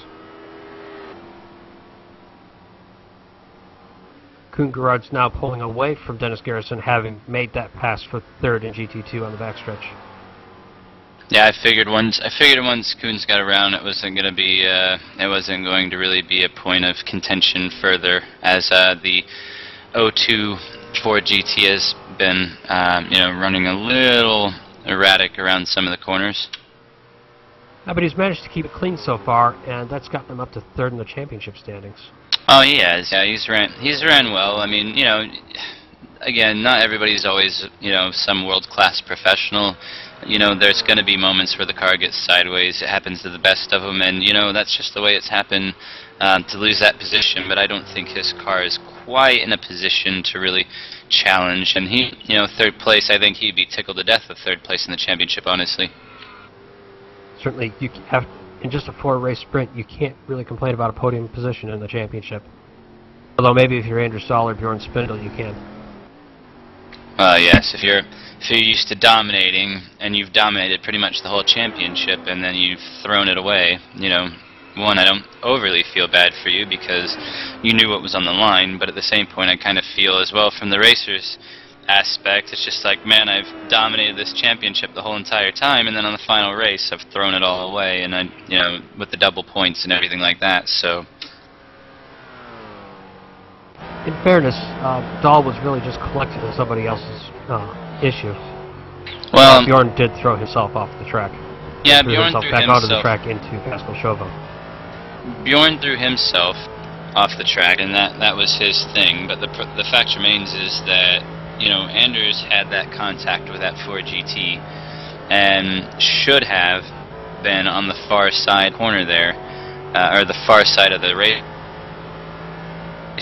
and instead himself squarely in the middle of the race. That's just a no-no. I mean, you cannot be hanging out there, unfortunately. Again, we've had a lot of drivers with varying degrees of experience in the championship. It's not, you know, it's not going to work out. You know, some of these guys don't know your tendencies, and if you put your car in the middle of the track, they're going to hit you. Absolutely. Especially with how wobbly that car was after the damage. Oh, it was. And I know that you want to check to see if you have the damage, because, you know, you may have just got tabbed by that GT, and honestly, I would have probably pulled back out as well to see if, you know, what the damage was, but the car was clearly kind of sideways, and instead of just pulling over and getting out of the way, he planted it in the middle of the track, and, you know, that was just, that caused all kinds of nightmares. Yeah, it ended quite a few races, didn't it? Yeah, it certainly ended his. I mean, he could have maybe come back out, you know, had repairs, come back out and try to put up and get more championship points, but by coming back in the middle of the track and getting taken out like that, it was done. Yeah. In GT2, as you see a black plume of smoke in the pit lane, Rupi Turkle is actually extending his lead over Nick Verstega. And that black plume of smoke was Zlatko Bralic. As we look back to see what happened to him, it looks like he just detonated the engine, downshifting into the chicane. He's had a day to forget, honestly. Yeah. So it started with rear-ending Anders for that big melee, and it's just gone downhill from there. Quick thanks to DigitalRacing.net, presenting sponsor of the S-Course Le Mans Series. Dutch sim racing community participate in all of the major sims, really, R-Factor, iRacing, GTR Evolution, STCC, the game. For any of our friends across the pond, if you need to get some sim racing done in a fantastic league, look up digitalracing.nl. As that 23 car of Zlatko Bralic will be retired with, well, he's lost a few pieces of that engine.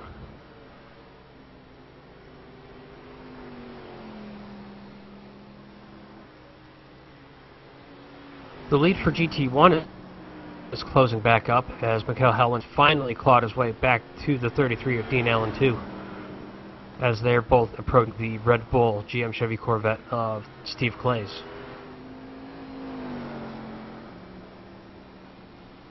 That will be to put Clays a third lap later.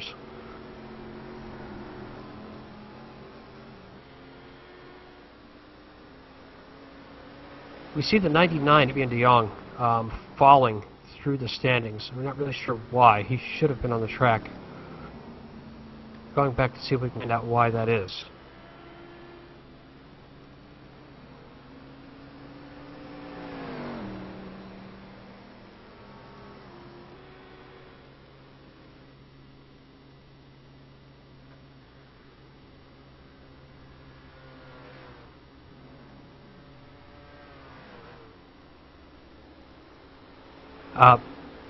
In the meantime, Marcus Owens in the 6, we've mentioned him as having another checkered day, has retired from the race. Yeah, he admitted on the radio transmission there that he had been more of a moving chicane than anything else, so, you know, just an all-around kind of craptastic day for him, so he'll be looking to move on and race again in another league, I'm sure. Yeah, so the 99 ran wide at turn 1 and buried the car heavily into the turn 1 tires. And we'll have a replay of that one coming up, but that car is going to be well damaged and off the pace. I'm beginning to think that we're not going to have any cars left at the end of this race, period. Well, that puts us with 50 runners or thereabouts that haven't had issues, or major issues at least. Probably 14 if we don't Alejandro Bernabe. And we just see the 99 rejoining the race now after the crew has effected repairs to that car after meeting the tire barrier.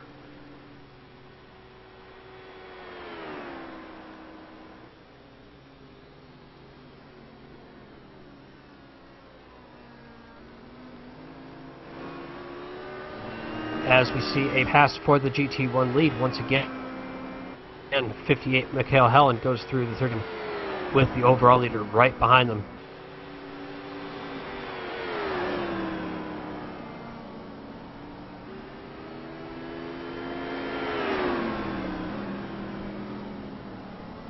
And they're all going to get stuck up in Dennis Garrison in the 0-2. Yeah, kind of ill timing there. Not much you can really do about it, but kind of bottlenecked up the traffic there. Okay, so that'll put the 58 of Helen back in the G1 lead. And we'll see how long he'll keep it this time before he makes a mistake and spins off the track.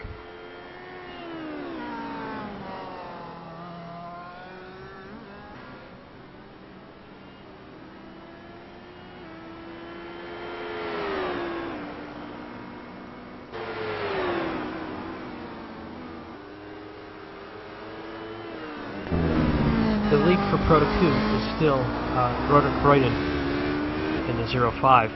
Now back over the 09 of Roder Folostat, so that seems to be holding steady, and we maybe just saw a couple bad laps of traffic for Roderick earlier.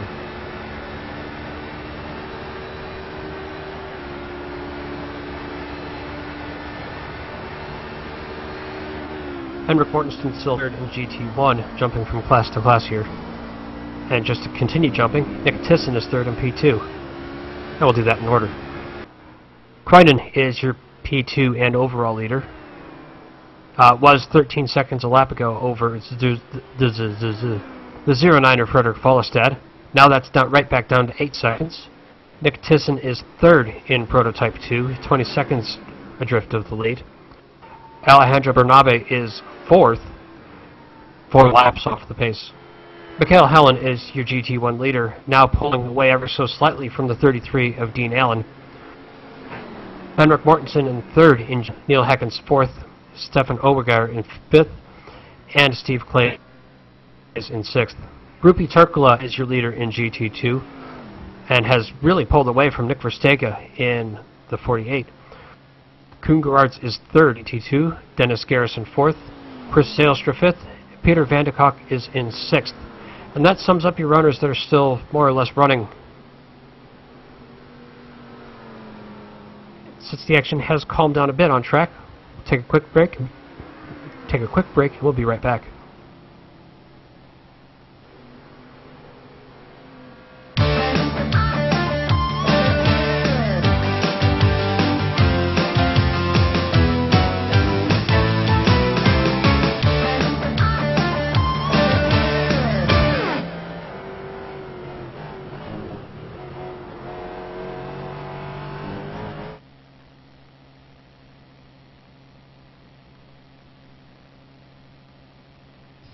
Hey dude, are you ready to rock and roll? If that's cool, then you need to do it over at HD Radio Network. HD Radio Network, 4 stations broadcasting 24/7 with everything from metal favorites to the 80s classic rock like legendary Leonard Skinner, Electric Light Orchestra, Foreigner, and bone-rattling, skull-crushing rock and roll on hard driving radio. And partnered with Nuff World Simulation Gaming, check out the HD Radio Network's Nuff Radio with Bear Factory, Stone Temple Pilots, Def Leppard, and a whole lot more. HDRadionetwork.com. Take your pick and rock your brains out, dude.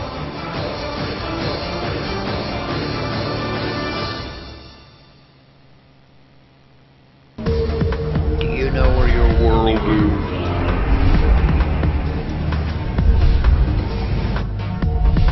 I think I found it.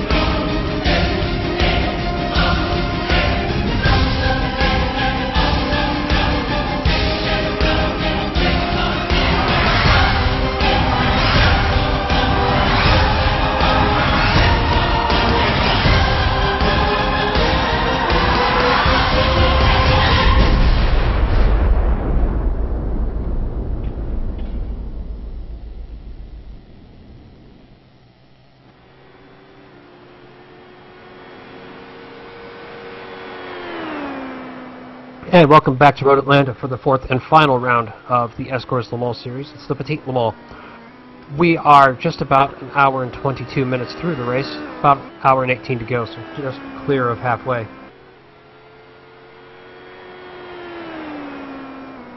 Yep, For those who want to get in the action, don't forget to grab a seat. A desk chair won't do the job so well, but the VRC Mark II virtual racing seat, designed by championship race car driver Bob Earl, will do the trick. Fully adjustable racing seat and frame, additional monitor stand, and shifter mount available, but sold separately. $349 plus shipping. See it at bobearlracing.com. The Prototype 2 lead seems to be fluctuating now. We saw it as low as 6 seconds between Croyden in the 05 and Falstad in the 09. Now back up to 7.5 seconds, but that's getting quite a bit more interesting, quite a bit earlier than we thought it might be. Yeah, it seems to go up a little bit and then come back down, and then it drops even more and drops even more, and then it'll kind of fluctuate. So it'll be interesting to see. You got a real chance for an overall fight here. Yeah, the important thing is, yes, it's fluctuating, but it's generally trending downward. Yes, yes it is. Much to the chagrin of Croyden, much to the thrill of Falstad, us, and our viewers, I suspect. Yeah, I think Croydon's the only one who's going to be disappointed about about which direction this race is going. No battles in GT1 at the moment. The closest is Helen and Alan for the GT1 lead, but they are separated by 3 or 4 seconds. And Ripley Turkla has virtually the S's on Verstaeka in GT2. And Gerard's is a half a lap behind those two. Yeah, interesting to see. A further 5 or 6 seconds adrift of Gerard's. Will be interesting to see what happens. Spinner. He saved it. The 91 of Nick Tisson just went for half a spin at the outside of turn 1. Should have totaled that car and somehow didn't hit anything.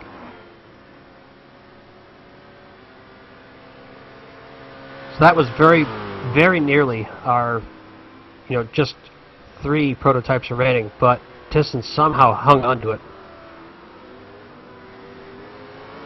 Yeah, you go into that first corner and you really throw the car in. It looks like it looks like because of that GT car, he had to dive a little bit more to the inside and take the apex a little sooner than what he was probably used to doing, and because of it, he went out into the grass and around he went, but hell of a job to save it and keep it on track. 2-foot magic save hacks, perhaps? Has to car back. Perhaps.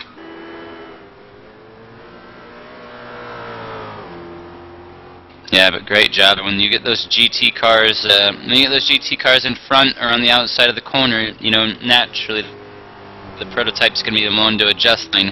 And when he did that, he paid the price for it, and his heart's probably up in his throat at the moment. Absolutely. The 2-foot magic save hack horse is pushing both the throttle and the brake all the way down, which in theory locks the fronts but keeps the rears spinning. They have a little bit more traction. It's of questionable veracity on the iRacing forums. As we see the 79 of Andrew Bernabe in and out of the pit lane, he's 4th in P2, and the last prototype still running, 4 laps adrift of the leader.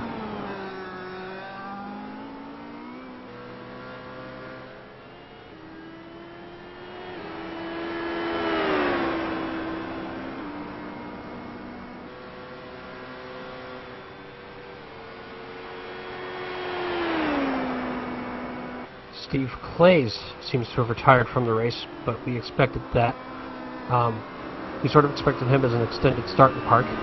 Had other commitments he needed to attend to towards the end of the race, but wanted to get the start in. Yeah, looking like the GT1 battle might get a little heated here in a minute. It looks like Dean Allen is starting to close up on Mikael again. Those two just can't make up their mind who wants to lead, can they? Well, if they're not careful, nobody's going to want to win this thing, and then they're both going to end up like their GT1 brothers. But looks like it's still a healthy gap for Mikael Helen, but Dean is right there. Honestly, one mistake is all it's going to take for Dean to come right back up for the lead. Yep, and Helen is now up to P4 overall, as they had some sort of issue. It was more than just a scheduled stop. So put Helen and Alan 4th and 5th overall behind the 3 prototypes that are still running with nary an issue.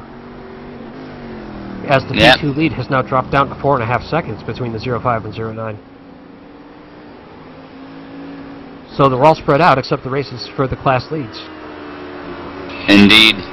And for those monitoring the GT Podium Watch, the Ford GT Podium Watch, the next closest is Turkula in 10th, so still quite a distance for that dream result.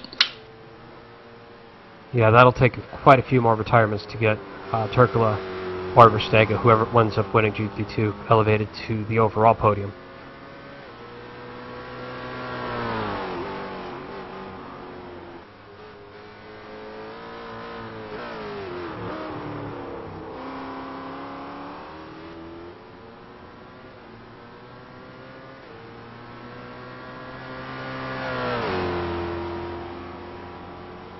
Fabian de Jong in the 99 just spun off of turn 3, right in front of the GT1 leaders, actually.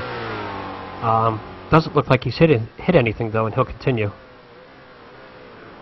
Yeah, I think it's about time that we look at the overall lead, though, here, as Roger Kroinen's lead has been slashed to 2.9 seconds. So Frederick Follestad is on his way to P1 overall and has Kroinen squarely in his sights. Yep, and I take it back earlier, the 99 did touch the wall with the front of that vehicle. But yeah, battle for the overall lead certainly hotting up on track. And there goes the 58 Mikhail Helen, the GT1 leader. And well, the last time he took the lead, we asked how long he'd last until he spun again. Well, now we have the answer. It's right now. Dean Allen into the GT1 lead, well down the road, as Helen has to make a 3-point turn at the exit of turn 7 to get that car pointed the right direction again. And he'll actually even lose 3rd place to Henrik Mortensen. So it's just the same as last time. Mikhail Helen goes off, and Luke drops down to 3rd overall, and he'll have to now claw back to Henrik Mortensen, and then claw back to Dean Allen if he wants to win this race. Yeah, I mean, another, I told you, I mean, one mistake and he was going to be right there to take it, and unfortunately he put that spin job on, so. Yep, the battle for the overall lead has stretched out just a little bit. Kroinen back up to a 3.7 lead last lap. This lap it will be, drum roll please. I'm on a replay. But nice. It is indeed 3.7 seconds. At least I'm not the only one, and yes, it was 3.7 seconds, but what's happened the last 2 laps is Frederick Follestad is actually stuck behind 2 Ford GTs. Both times he's went through the no-pass zone. So I think that Follestad has the faster car, but he's actually getting killed because every time he gets ahead there, he gets stuck behind the car, the 99 GT of cars. Fabian de Jong's continuing to have dramas, just slid well off the track at turn 7. And just about contacted the 09 of Frederick Follestad, your 2nd overall, as he rejoined the circuit. So things clearly not right aboard the 99 of de Jong.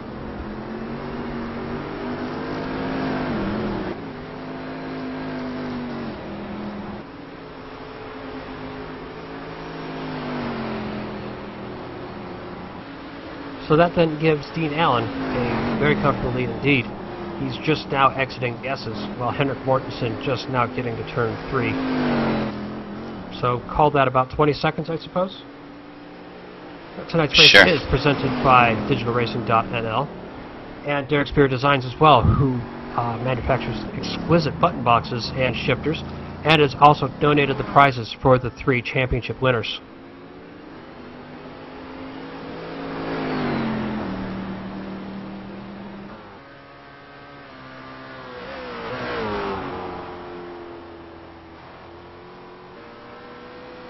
Yes, that overall lead now is 4.8 seconds between Frederick and Roderick. So Roderick certainly taking advantage of Frederick's misfortunes with traffic.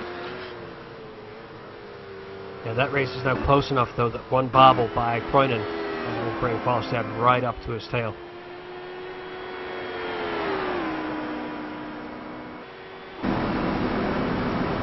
Yeah, it goes further to a 5.468 second lead, but again, those stupid, those seemingly stupid GT cars keep getting in the way. Follisad, no, very nearly losing it coming through turn 3. He's pushing 11 tenths. Trying to close that gap down to the...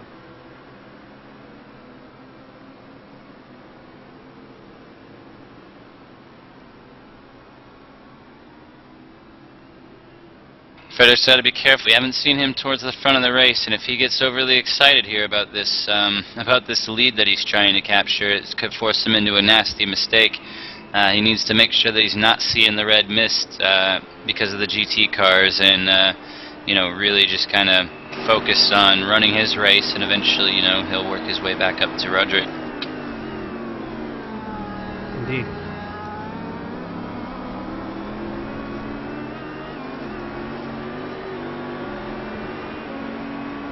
Well, we're now just under an hour to go, 57 minutes to go. As Croydon leads overall by 5 seconds over Frederick Folstad. Nick Tisson in third in the 91 HPD. Dean Allen is fourth overall in the Chevrolet Corvette C6R. Alejandro Bernabe fifth overall in the HPD Air XL1C 79 Derek Spear Designs vehicle, fourth in class. Henrik Mortensen is second in GT1, sixth overall. Mikhail Helen, after his myriad spins, is third in class and seventh overall. Neil Hacken's hanging in there for fourth overall in GT1 and fourth in GT1 and eighth overall. Stefan Omegar, who's had a very quiet race, is in ninth overall and fifth in class.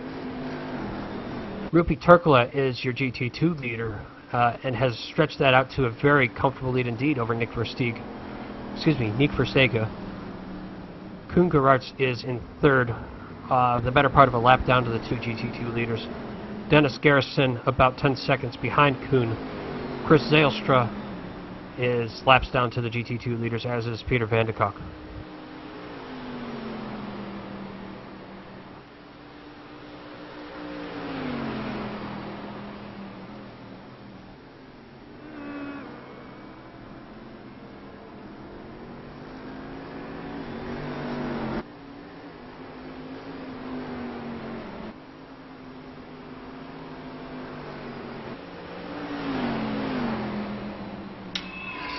So, continuing to run, things have kind of settled down, and looks like Frederick's got ahead of, or has not got ahead of Roderick, but is closing that gap back down to 4.1 seconds. So, as we continue to monitor the overall battle for the lead here, just a reminder: if you want to have, if you're looking for a motorsports podcast out there that has, is pretty uncut, has not a lot of PC comments, and you just want a real fan's perspective, openpaddock.net is the place for you.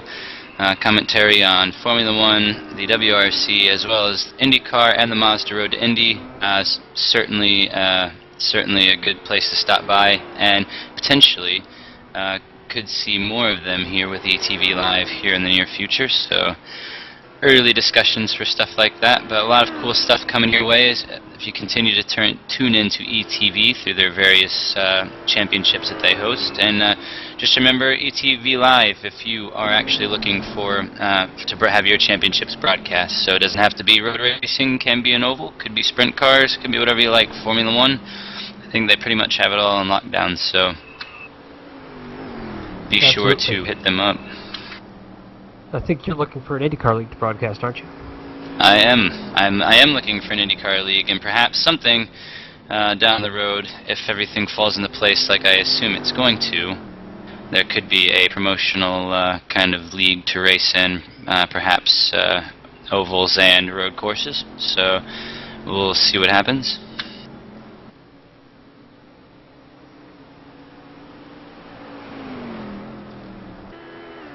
And the overall now down to just 2.5 seconds, so that's closing up indeed. And now both cars in the same camera, so 0.5 by 0.9, but only just, down to 1.1 seconds.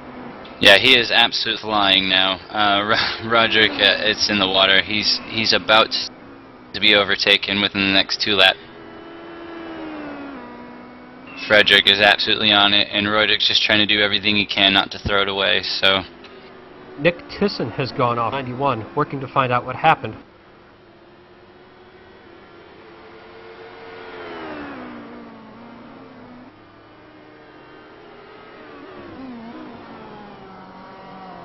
Not really sure what happened to the 91 of Nick Tisson, but he has pulled it into the pit lane and removed his car from the circuit.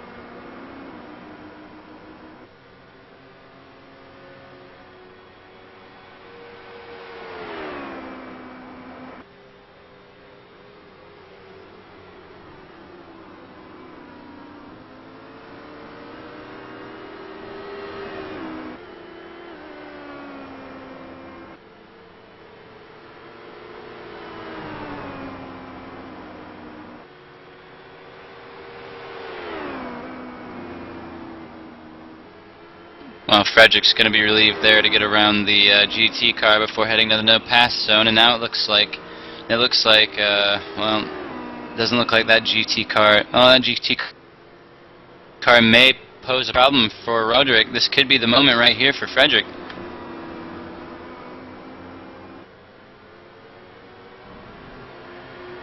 It'll be a battle of the brakes down at 6, but Croydon hangs on as he comes up on another Ford GT that he'll have to scoot by quickly indeed.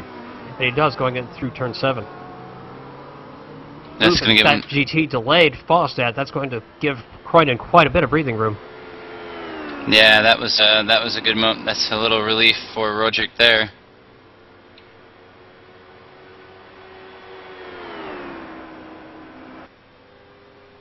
Nick Tisson in the 9 has retired the car. Small contact, but apparently big consequences. So that's now, in about 5 laps time, going to elevate your GT1 leader, Dean Allen, into 3rd overall. And the fans rejoice as there's a potential that the Ford GT marches up another position in its quest for supreme glory.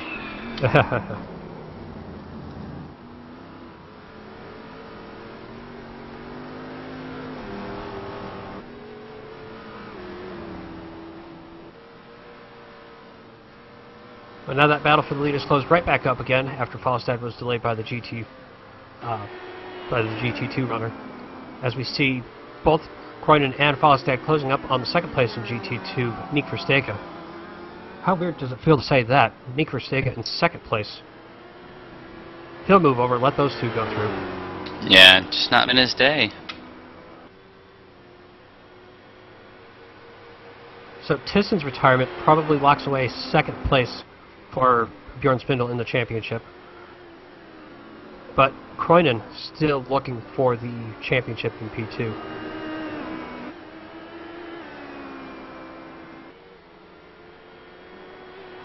I'm a little upset that I didn't go there and race today. I could have won this race by the way things are going. Yeah, we've got Frederick Fullestad in the pits right now, actually. That is a scheduled stop. We're an hour and 40 minutes into the race, with 50 minutes to go. If you break it into 2 stops, 3 stints, 50 minutes each gets you home.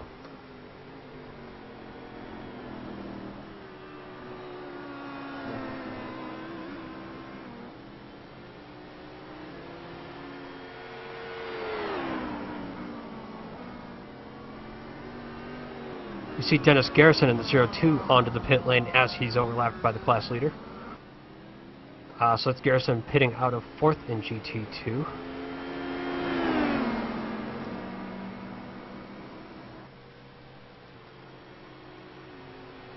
I believe we've had Mikhail Helen in the 58 in and out of the pit lane.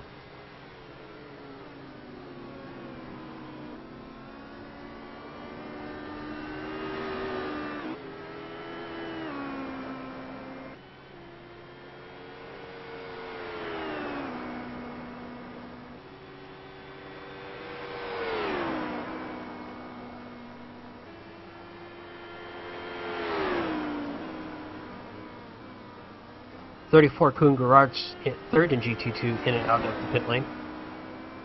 Been a very quiet day for Kuhn, but with the way this race has been progressing, a quiet day is a good day indeed.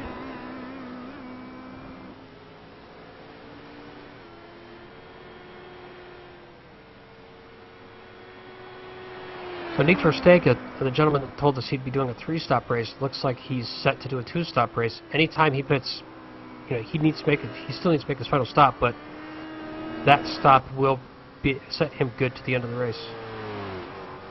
Yeah, it looks like he's kind of adjusted fire. Originally going with a 3-stop safe race, but given what's happened today, he's probably thinking I'm going to have to do something else to pull this one out, and I'm not going to be able to do it on talent alone. So it shall be interesting. Indeed. Second place in GT1, the 46 of Henrik Mortensen onto the pit lane. As we see, Dean Allen still on track. Turkla and Versega are also still on track. Those are your GT2 leaders, of course.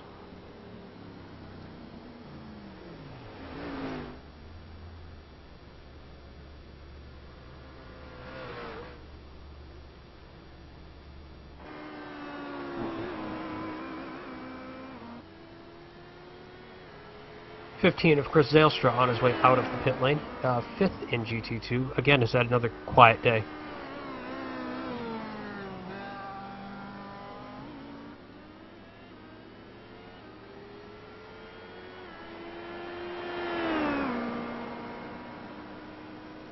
Brady Croydon should be very happy to see no cars in front of him right now. He's on low fuel, and this is the best time for him to put in a couple of really stonkingly quick laps and extend his lead back out over Frederick Falstad, who pitted a few laps ago.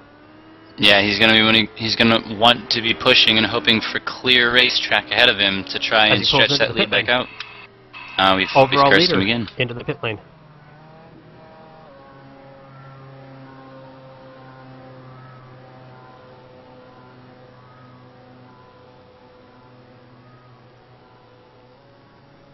Neil Heckens in the 40, currently 3rd in GT1 into the pit lane.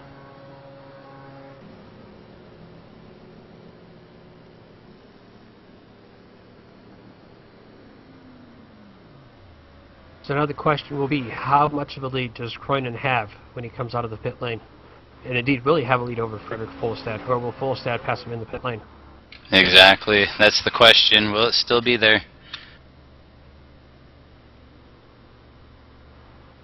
Fullestad just now exiting the chicane in the 09. 05 of Croydon still in his box, now just starts moving. Fullestad at the start-finish line now. Croydon out of the pit lane, well ahead of the 09 of Fullestad. And in fact, Fullestad is going to be delayed by the Black Rebels car of Michael Helen, who misses. Yeah, Neil Heckens, your GT1 leader into the pit lane. Just as Neil Heckens came out of the pits. Yes, indeed. That puts Alejandro Bernabe back into 3rd overall and puts the podium into HPDs once again. Bernabe still owes us one more stop, though, and he's running about the pace of GT1, so hope is not lost yet. Not at all. Croydon, really the big winner in this pit stop sequence, has a fantastic lead as he just about spins entering the chicane. Lengthened his lead quite a bit over Fullestad. We'll see the actual number here in about 5, 4, 3, 2, 1. 1, 2, 3, 4, 5. The lead is 3.6 seconds. So not too bad. He's built up about a second cushion over what he did have before the pit stop. But I'm afraid that as this race continues, this stint continues, that Frederick is going to obviously continue to close that gap and try to make a move. So it's going to be on Roydrich to keep out of trouble and hope that he can still, claim that championship. So Henrik Mortensen lost a lot of time on his pit stop. He was running in 2nd in GT2. He's now back down to 4th, and everybody ahead of him has pitted. So not sure what happened there. Potential that he's come into contact with another GT car out there on track, and perhaps just needed a extra 20 seconds, 30 seconds of repairs or something like that. Quite possibly, yeah. Rippy Turkley, your GT2 leader in the pit lane in the 13 Ford GT.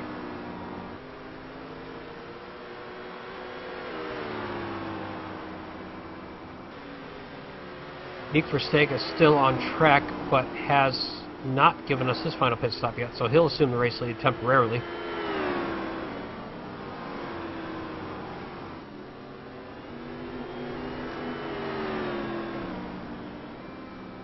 As we see the 66 of Peter Van de Kock dropping 2 wheels onto the dirt at turn 2. Yeah, your overall lead now down to 2.5 seconds. Folestad will be pushing 10 tenths to try to catch up to the 0.5 of Roderick Croynan.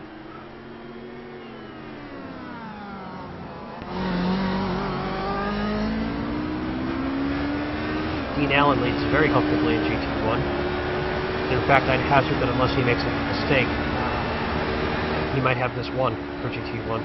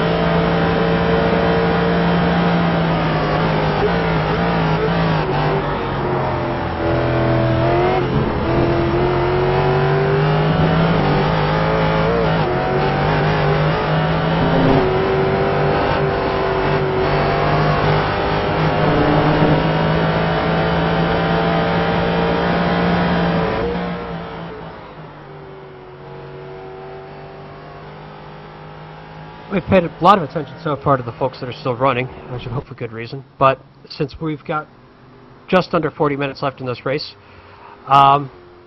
let's give a rundown of all the folks who are no longer running. Well, this will be in reverse order, so first is last and last is first.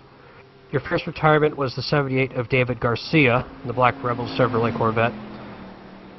Next is Patrick Burrell, Dmitry Sivkov in the prototype, Pascal Chauve in the GT2, Randy Chanuth in the 50 GT2, Bjorn Spindel entering the race your prototype points leader in the 89, Anders Dahl in 03 entering the race your GT1 points leader, Ruud Molders, Marcel Bosman, Derek Schmidt, Zlatko Bralic, Marcus Owens, Lasse Brun Hansen, and Steve Clays are your retirements.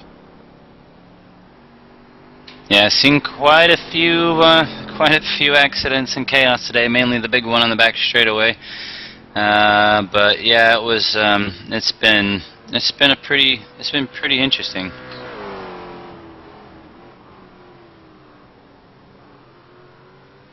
Stefan Overgaard sounds like he's taking a bit of a cross-country route to his laps.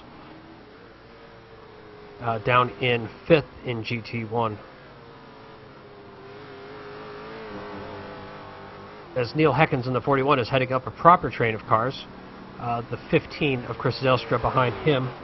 And behind that we have the 79 of Alejandro Bernabe, Dennis Garrison, and Henrik Mortensen. So a race for position there might be hotting up between Heckens in the 41 and Mortensen in the 46. That would be for 4th in GT1.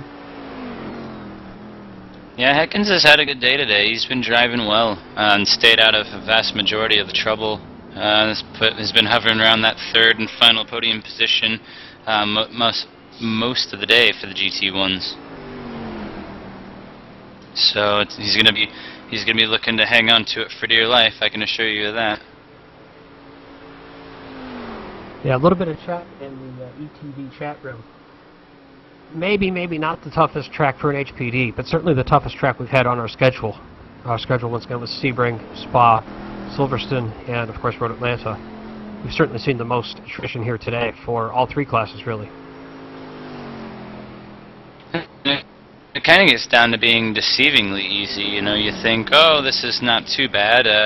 You know, just get in the rhythm and hang on to it. But you know, like we were saying earlier in the broadcast, you know, you have that one lapse in mental thought, and you know, thinking about trying to really push and get everything out of the car, and you go right off. So you know, that's one of the issues, that you know, this track is very flow oriented, and because it's so small, Spa, which we were at, you know, it's a lot of it's straight away, and the corners aren't overly difficult, but to get the most out of the car, you got to push, and the moment that you have that lapse is when you get into big trouble, because it's usually going to be a high speed off and into or concrete. Yeah, the barriers don't do a lot of forgiving here. Very close to the circuit indeed. As the battle for the overall lead once again is hotting the line. It was 1.8 seconds between Kreunen and Follestad, but now I think we need to measure it in terms of car length, so not in time.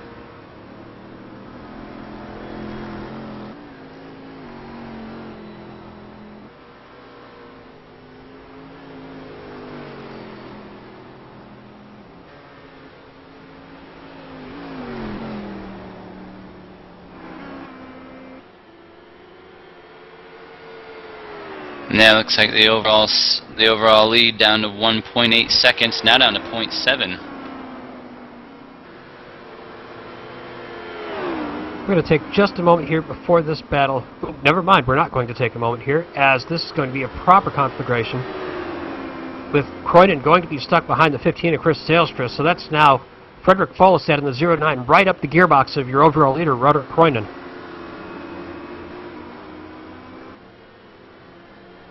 Yeah, real dogfight here as they head down into the quick right. The question now will be which one gets the power down better out of 7. Yeah, this this he'll be in exit. position to take the lead or keep the lead, depending on who it is, into the chicane. That exit is crucial right there in the build-up down, but now we're going to have 4 GT traffic potentially playing a part as they head down into the chicane. He will actually play a part. That's going to be the 88 of Matthew Venn. Stays on the racing line, a little bit gormless for him. He's going to box him in. Very close indeed, as Kreunen maintains the lead coming down through the diving turns 11 and 12. Yeah, Kreunen absolutely slammed the door on Frederick there, not letting him get that run out of the chicane and up the hills, so that was a dangerous move there. Nice job, though, by Frederick to keep it clean as they head into the S's here. And we run up on the Corvette of Henrik Mortensen in 4th GT1, and ooh, that was just the last second to make that pass legally. That was a fantastic move from Kreunen. That's going to put bunches of space back between him and Follestad. It is moves like that right there that win races and win championships. I mean, he absolutely put that car in that position at the last second before that was a black flag. But all of that's going to go for naught, because now he's stuck behind the 99 of Fabian de Jong. Excuse me, that's the 41 of Neil Heckens, the team car. And going to slice it 3 wide through the GT2 leader and the GT1 third place runner.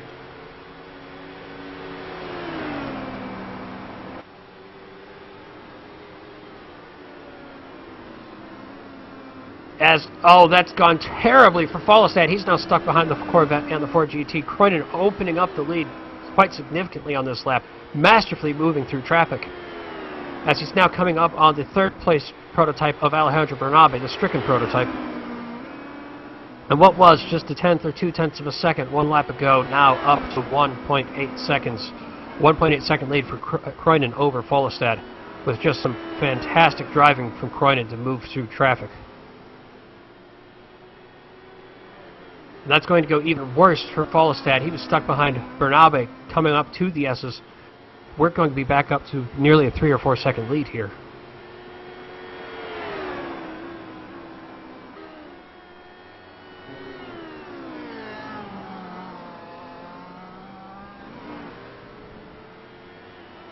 So now that that battle has calmed down for at least this lap, we're going to take a quick break. We'll be right back.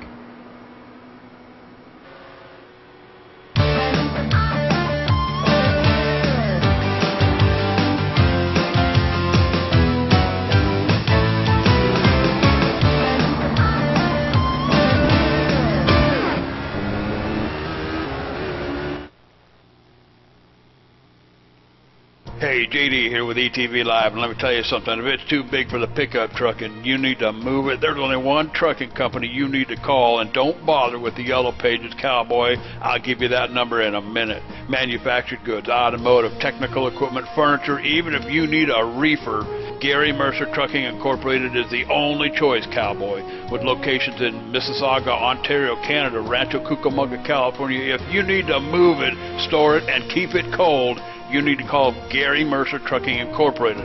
Long haul, short haul, or just across town, Gary Mercer has the best trained and qualified drivers to get your load from point A to point B with professionalism and on time. So remember, Hoss, if it don't fit in a pickup truck, you're going to need a real truck, Cowboy. Sponsors of ETV Live's Friday Night Showdown, Gary Mercer Trucking Incorporated, 1-800-668-2980.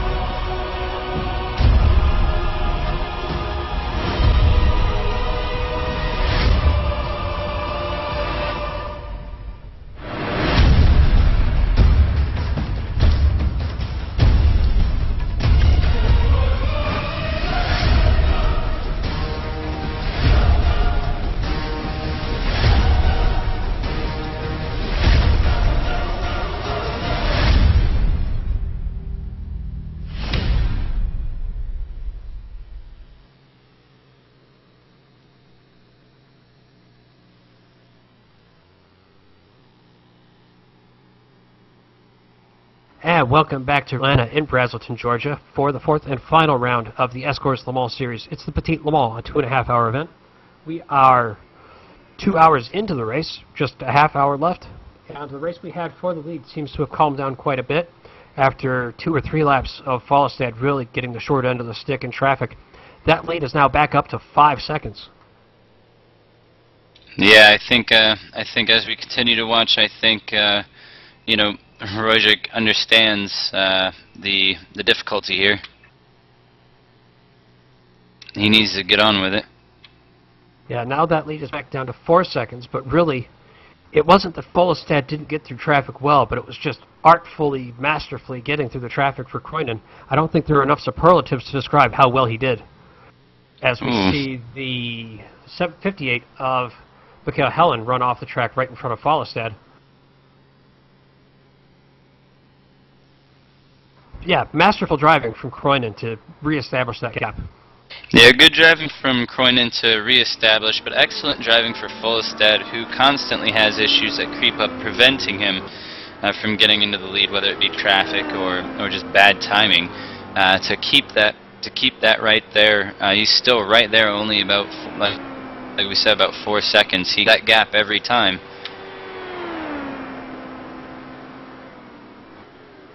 So now we'll have to see, can Follestad whittle down this gap again, and he's just got 28, 29 minutes to do it now. He doesn't have an hour and a half like he has before. Yeah, as time goes on, obviously each little issue that comes up, each car that gets in the way, each time he runs through the S's behind a GT car is just taking more and more time away from him, and we are starting to get into the crunch time. But it will be interesting to see if Rojic can hang on and actually play the time to his advantage and just continue to use traffic as picks, basically.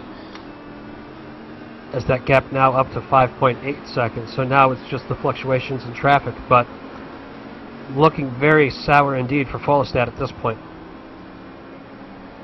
But all it takes is 2 or 3 laps of bad traffic for Croynan to pull that gap right back down to 0. As we saw in the intro, just a 2-second difference between a clear run through the S's and being blocked behind a Ford GT for the entire section. Yeah, you gotta ask yourself, you know, what's he going to do in terms of, you know, managing the gap if he does run into that traffic, and, you know, what kind of moves is Frederick gonna throw down, and what's Royzert gonna accept? Is he gonna, you know, keep the championship in mind and let him go, or is he gonna fight for the win? I mean, you know, it all comes down to, I guess, the thought process between the two. Yeah, the smart move, as you said, is going to be, if Fallenstedt comes up for the win, just let him go, take the championship, and take the Derek Spears button box, which is going to be very nice indeed. Oh, it just got a lot more difficult for Frederick. He got caught behind another Ford GT, and it was well before the no passing zone. Almost went into the back of the GT and lost massive time. That's Matthew Venn. He's been having a bit of a day out here in the 88 Ford GT. It looked at times like he couldn't drive himself out of a paper bag, but importantly, he's still on the track. He hasn't wadded it up yet. Yeah, it's good effort from him, you know. I mean, obviously not a factor in any way, shape, or form, minus the fact that he may, you know, unnaturally take a race out of its natural progression. But, you know, he's done well. He's stayed out of trouble, and, you know, I think that was just Frederick pushing too fast and, you know, coming up on that GT a little quicker than what he thought, and then he kind of hesitated in his judgment and stayed behind. Right. We mentioned about a half hour ago, well, maybe 10 or 15 minutes ago, Dean Allen had the back straightaway of a lead on Michael Helen. That has actually not changed, probably in part to Helen's off that we just saw, but it's looking better and better for Allen. Yeah, Dean Allen driving a smooth race. He's really benefited from a lot of trouble in the GT1 category so far, but I mean, he's just been real smooth, keeps the power down, and you know, pretty much lets Michael Allen do whatever he wants to do, because it usually results in him spinning anyways, so not too big of a factor.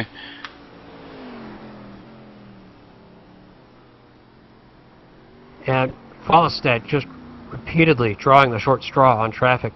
The gap to 7 seconds the last lap, but we also saw him stuck behind Ford GT of Chris Zaelstra coming out of the S's. So what looked extraordinarily promising for Fallenstedt 10 minutes ago has now turned into an uphill struggle at the very best.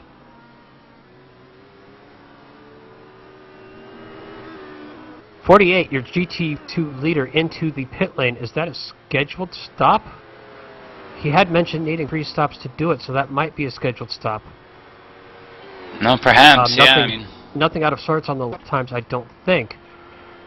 His in-lap about 4 seconds slower, but that's just from being on the pit lane itself. That's going to elevate Rupi Turkula back into the GT2 lead. but the question is Turkula going to be able to hang on? Because as we've seen, he was pushing one of those alternative strategies that might not actually work out.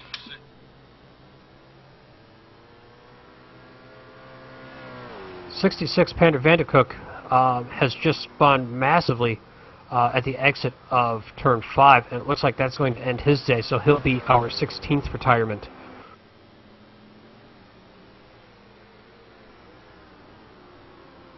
As it looks like there's a little bit of discussion between him and Alejandro Abe about what was or what isn't a no passing zone. Oh, his problem started well before that.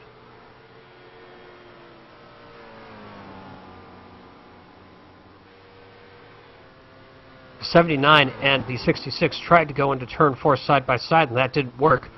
Vanderkook apparently believing that he had position and that he was entering the no passing zone. What he forgot was the rule on the no passing zone: if the faster car is alongside, the slower car must yield. So Vanderkook, unwilling, takes himself out on the nose of Alejandro Bernabe. Yeah, that's tough. I mean, you know, leave its chance on those. If you're going to use the rules to your advantage, you have to understand them, and he has to understand that the slower car had the yield, and Alejandro was, and you know, not at fault there. So.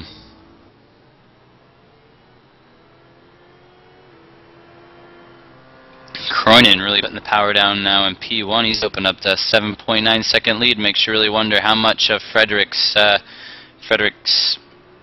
HPD, you know, how much of it's left, if anything, honestly.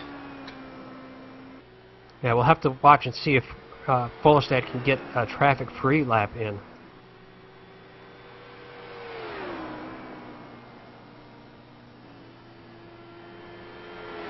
But perhaps he's carrying some dramas in that car we haven't seen. Car still looks pristine.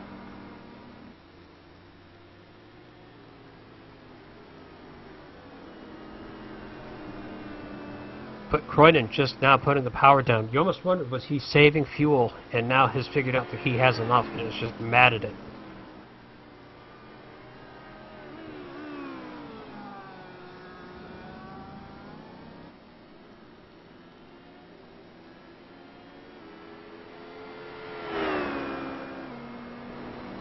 Huge bobble there from Frederick coming out of the corner. It was he was well sideways there trying to get on the power.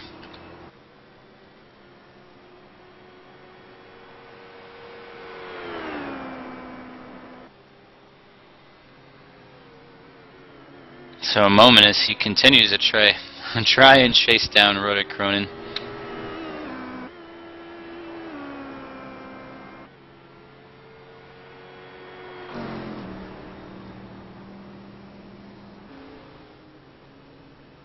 Folstad knocked the gap down 0.4 of a second that lap, but that's not going to be enough with just about 20 minutes left in this race. Yeah, time's running out.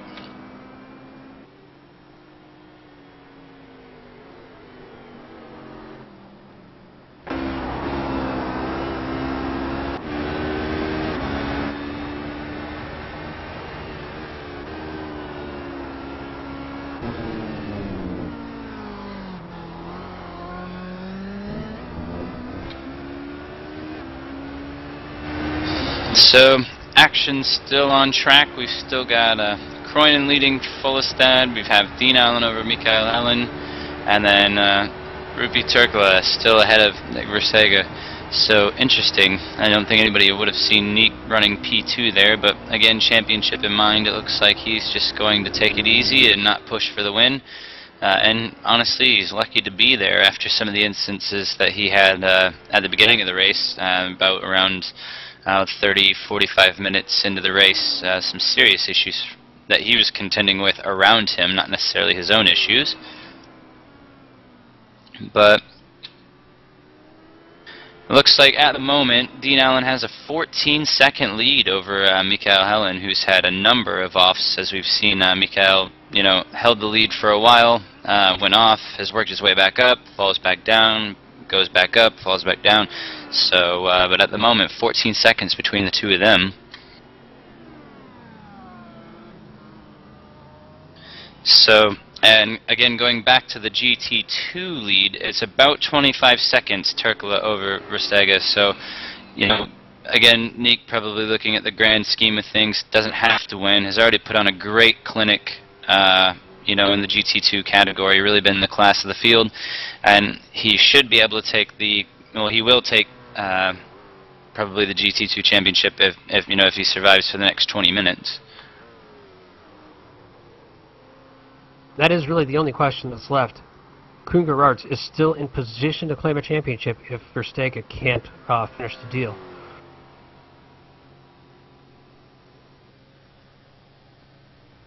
And just to update you on Podium Watch 2012, Alejandro Bernabe in the damaged Honda prototype is currently in third overall with a lap over Dean Allen. So it'll take another mistake from, really, it'll take a mistake from any of our top three runners at this point to get a Corvette onto that podium.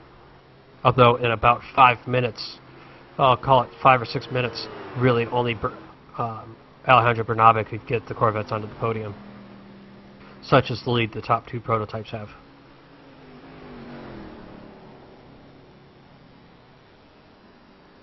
Yeah, watching the top two here, lead down to 6.3 seconds as they slowly chisel away.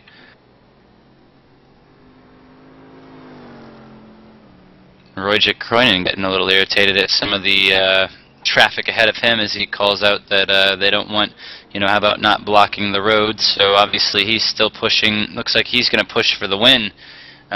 Weiss, being settling for just the championship. He wants to beat Frederick and prove a point. So. Yeah, that was the stricken prototype of Alejandro Bernabe in front of him that he was gesticulating and voice-sticulating, I suppose, that. And not that it matters. I mean, the lead drops to 5.8 again, right on cue. It's Frederick Fullestad behind another G through the S's in the no-pass zone. I mean, this guy is stuck behind a Ford every time he goes through the S's. Fullestad's starting to get a mental image of the back of Chris Dalestra's 15 Ford GT, I think. Every time we've looked back to how Fullestad's doing in the S's, he's got that 15 right in front of him. Yeah, he actually just confirms over the radio in race that the no passing zone is in fact killing him, so he is starting to get a little frustrated, and before long he's really going to be pulling out the all the stops, I believe, and I mean just making some bombing passes on the inside through the corners as he tries to take the lead.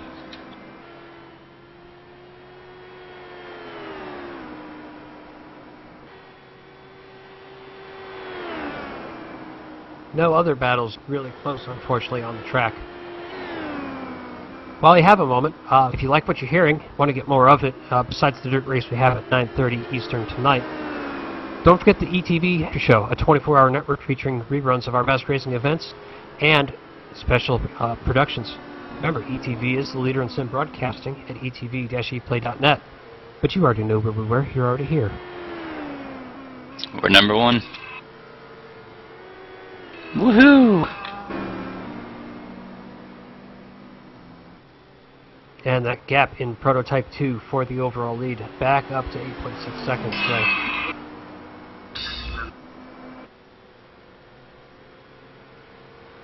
So that gap in Prototype 2 not looking good at this point for Frederick Fullestad.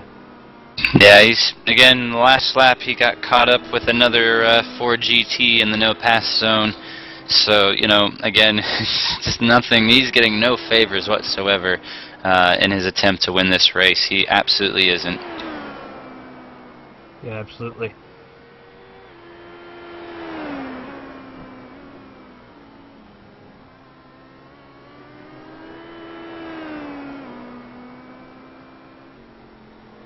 You see Dean Allen overlapping one of the iRacing Lions cars. That's Fabian de Jong, who's had a checkered day in the 99.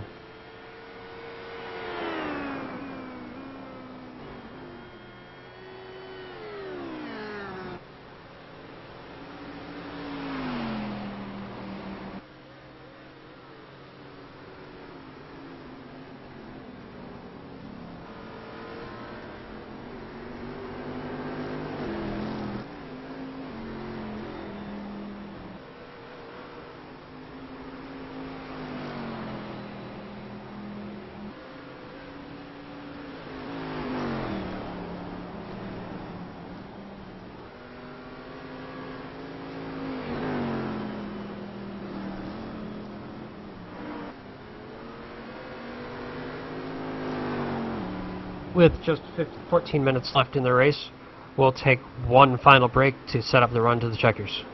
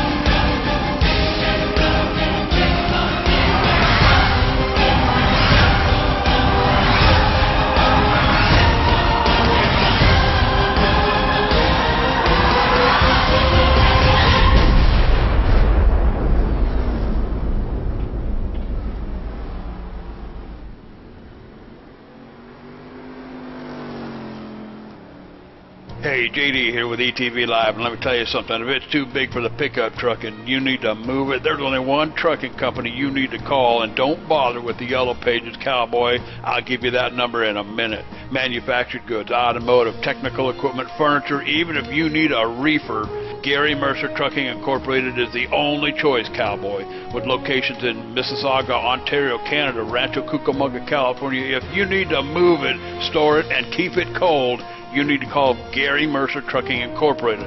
Long haul, short haul, or just across town, Gary Mercer has the best trained and qualified drivers to get your load from point A to point B with professionalism and on time. So remember, Hoss, if it don't fit in a pickup truck, you're going to need a real truck, cowboy. Sponsors of ETV Live's Friday Night Showdown, Gary Mercer Trucking Incorporated, 1-800-668-2980.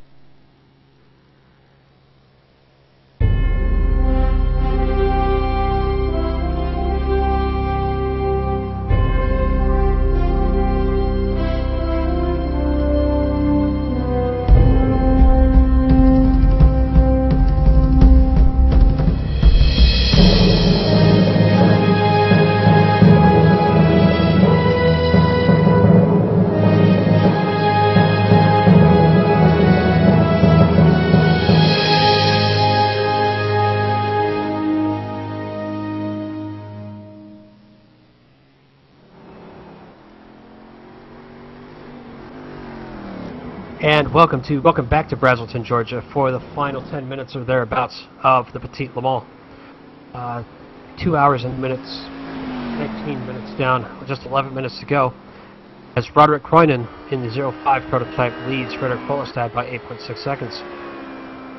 Dean Allen is your leader in GT1 over Mikhail Helen, who has to be frustrated with the race he's thrown away really 2 or 3 times now. Rupi Turkala in GT2 is your leader, followed by Nick Verstega, who we think has one extra pit stop in him.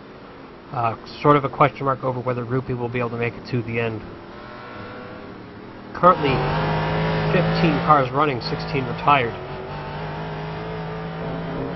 The 16th, Peter Vandercook, 17th, Nick Tisson, 18th, Steve Plays, 19th, Lasse Brun Hansen, 20th, Marcus Owens, 21st, Zlatko Bralic, 22nd, Derek Schmidt, 23rd, Marcel Bozeman, 24th, Ruud Mulders, 25th, Anders Dahl, 26th, Bjorn Spindle. Those two were your class points leaders coming into the event.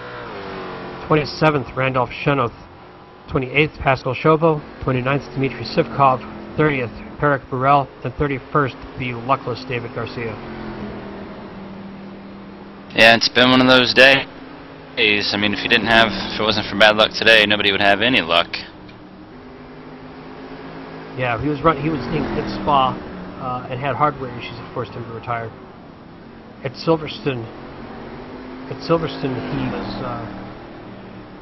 was running in second and figured to win the race when he and Derek Schmidt had contact and forced him to retire. And today, very early on indeed, he crashed once again in the top 5.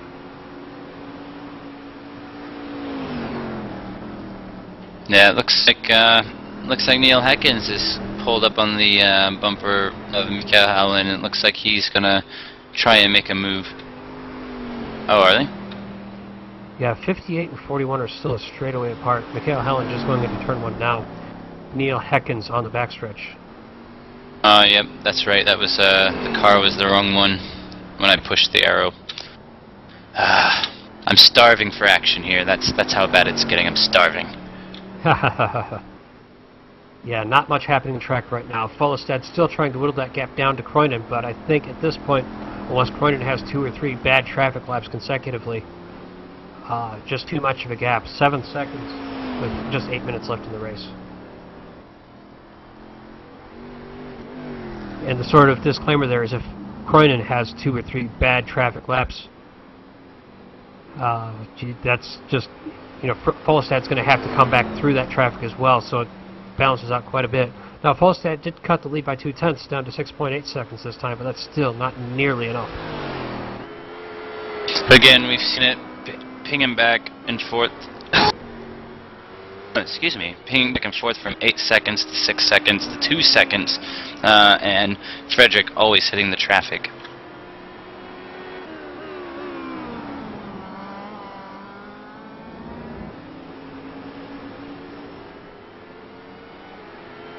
Dean Allen continues to lead by over 10 seconds from Mikhail Helen. That's 33 from 58 in GT1. Neil Heckens, as we just dominated, is about a half a lap further back from that. Henrik Mortensen, who was an early second in GT1, just maybe 8 or 10 seconds behind Neil Heckens, so there could be some action there yet. Stefan Overgaard is your your penultimate Corvette, 1 lap off of the class leader. Fabian de Jong is your last running Corvette, somehow still keeping that thing together. He is 6th in class, 14th overall. In 3rd in GT2, since we've already documented the leaders are Rudy Turkle and Nick Verstegen, is the 34 of Koen Gerards. 4th is Dennis Garrison. 5th is Chris Zylstra. The 88 is still running, miraculously, although with a bit of a deranged rear wing, in 6th overall, and Peter Van de Kook is retired.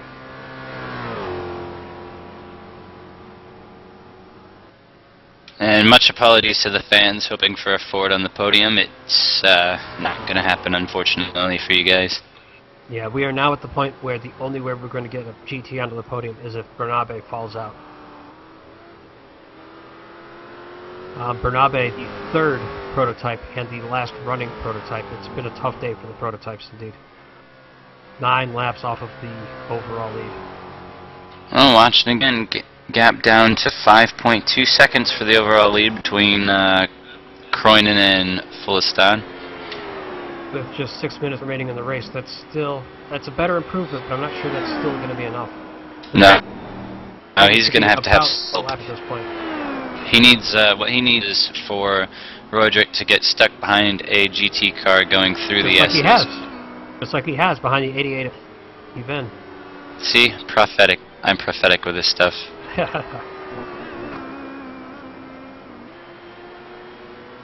And now we can see Kroinen and Fullestad are on the same short chute between 5 and 6. So yeah, he's going to be pushing hell for it yet. Although Fullestad's going to get delayed a bit by the 88 event in turn 7. Yeah, he's going to be pushing like hell now. I mean, he's right there. You can see as the rear of that HPD full in the straightaway here. And he should be in full attack mode, because even if he retire the car now, he won't lose position.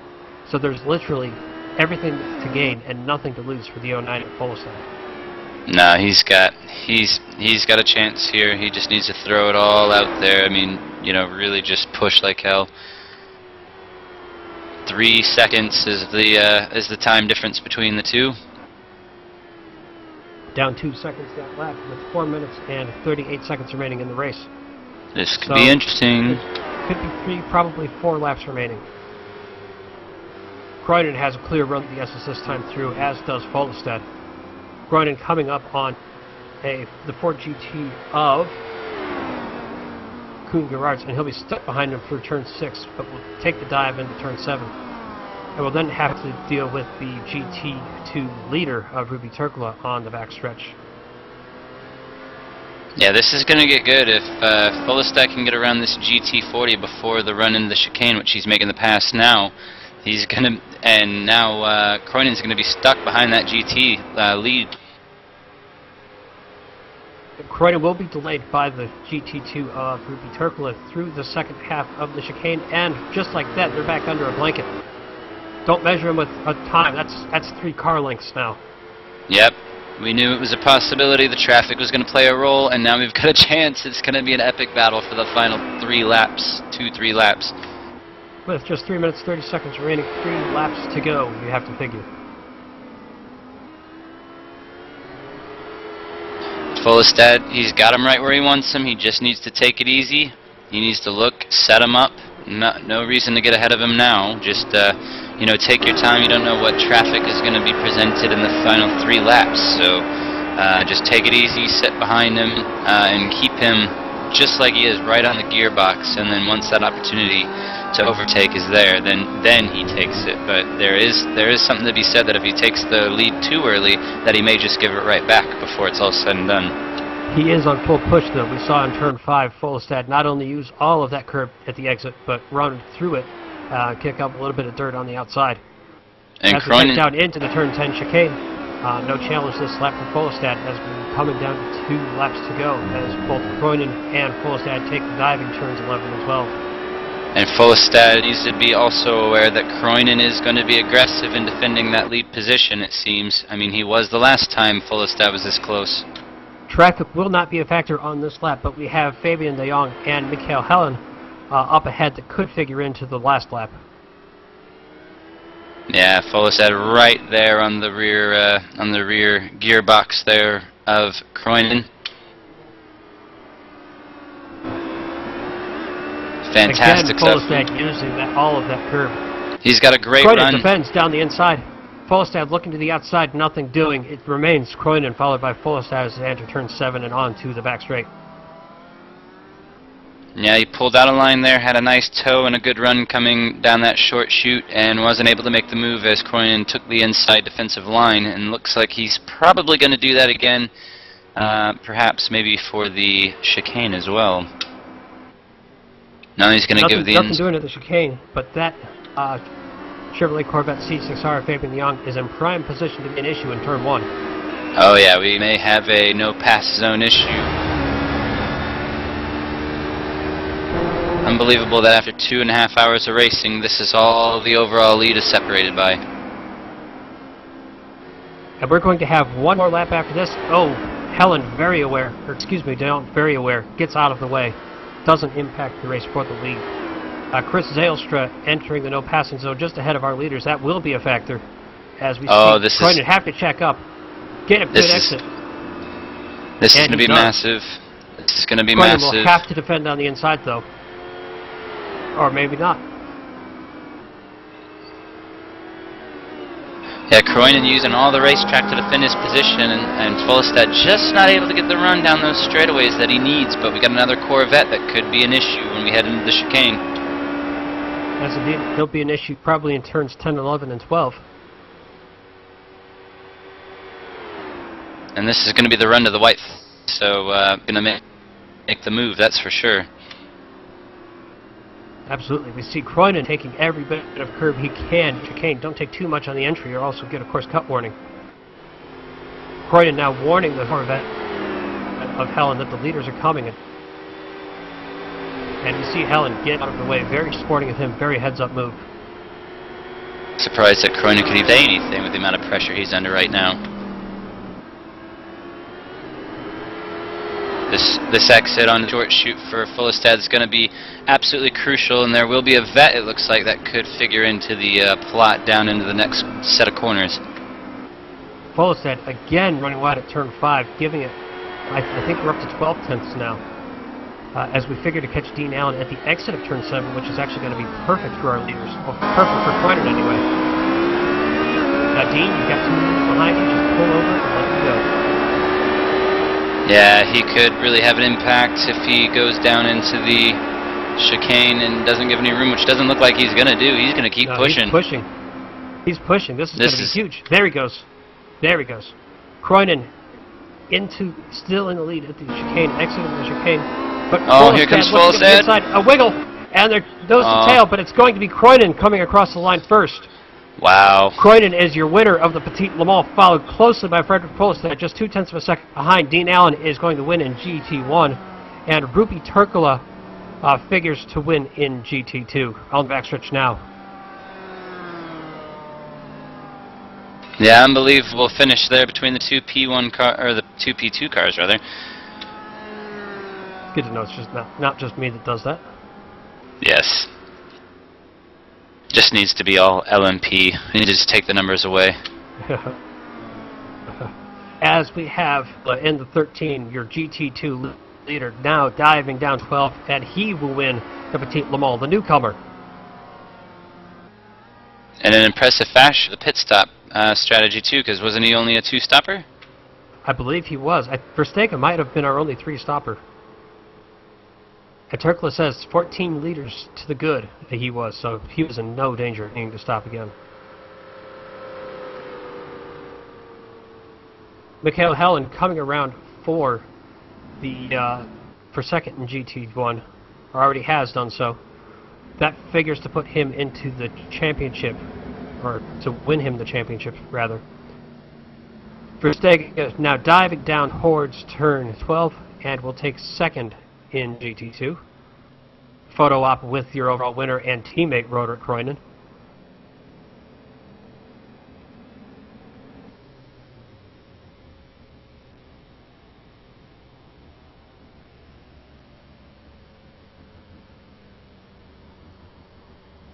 So after what looked like it was going to be a snoozer at the end, turned into a proper classic for the overall win. And we'll be right back as we set up our post-race interviews.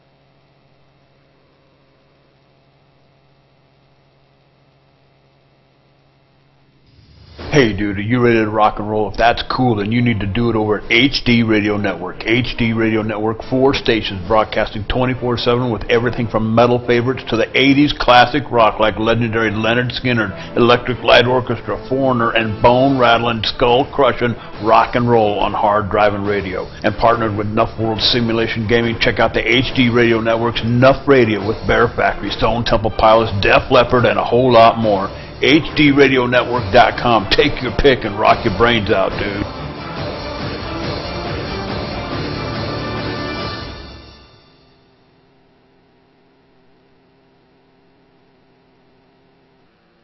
And welcome back. We're seeing an exciting conclusion to the Petit Le Mans, the final round of the Escorts Le Mans series. We have alongside her in the booth, Roderick Croynan. Roderick, your second win of the season, but certainly more exciting than Spa. Sorry, one more time. Your second win of the season, but it was certainly a more exciting win than Spa-Francorchamps. I wouldn't necessarily say that, since a lot of people out this one, and yeah, of course, the exciting finish with Fred. But on the other hand, the other one where I had contact with a car, and no, the only thing that was more exciting in this race was all the traffic and a lot of hairy situations. It definitely looked a bit crazy up in the booth, and the results bear that out. Only 3 prototypes finishing. That tough out there, was it? Yeah, it was really tough. And the third one actually finished a few laps down. Yeah, I don't know why all those people crashed, but it was pretty... Well, it's a long race, and it's pretty crazy with this amount of traffic. And the hard thing is that... not everyone acts the same, so it's hard to predict what people are doing. And when I was in the lead, I could take it easy in a lot of time. Sometimes lost a lot of time with that, but it didn't really matter since I had a big lead. And people who are in the back, they tend to take more risks because they want to get to me, and then they crash out. Yeah, good thing that we didn't even get our full field. We were 9 cars short. Sorry? Good thing that we didn't actually reach our full field. We were 9 cars short of a full field. It would have been that much worse for everybody out there. Yeah, it was already a lot of times that you were you felt like you were driving in a train, especially with the no passing zone. So indeed, if there would have been more people, then it would be a real long train. Walk us through those last couple laps with Frederick bearing down right on you, and it looked like he might actually have had a chance at it. Yeah. I built up a gap again after he was really close to me. He had a lot of bad luck with the traffic, and I took a bit more risks. But then I took it a bit easy again, and I don't know, if you have one situation with a back marker, it can cost you 4 seconds, and then a gap of 8 seconds is already well, split by half. And so in the end, he came behind me again. There was no more traffic, so it's all down to keeping it on track, making any mistakes. And I made a mistake in the last turn, going up the hill, but he passed, so all good. Yeah, masterful job today with the win. It looked like a clean race for you. Congratulations. Thanks, and I have a chance of winning the overall, and yeah, really happy with it. Thanks. We'll jump down to our second place finisher in GT2, Nick Versteke, in the booth with us. And Nick, not exactly the finish you're looking for, but I think this pretty much secures the championship for you. I think so as well, because I couldn't have to finish first in order to win the championship, and I was that should be fine. But I actually expect this to happen because for some reason Rob is just as fast as I am, but he uses like a fuel. I don't know how he does it. Well, you had some serious. His dog was magician for fuel. Sounds like he's got a challenge to that throne. Yeah, you had a lot of issues during the course of the race where you had some real scary situations, as we just heard from Roderick about the traffic and everything. How did you make your way through that? Braking early and helping people pass me. Because there were so many drivers that were having trouble passing me, and it was really hard, I think. And there's been many situations where I lost tons and tons of time because people just can barely pass for some reason, and there were lots of people that were quite off the pace, but they still crashed a lot. So it was a big mess, the race, but it was still fun. Yeah, we definitely. I was definitely listening to your radio on the actual sim stream, and you were quite spirited with some of your fellow competitors over the radio. Yeah, it's just really frustrating to see people take such big risks when there's virtually no one around them. They're not racing anyone. There's not anyone close to them, and they still dive bomb like they're fighting for the lead or something. When I am actually fighting for the lead, so that is kind of frustrating.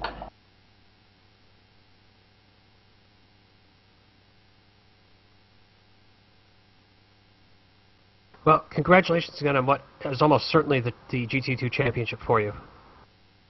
Thank you.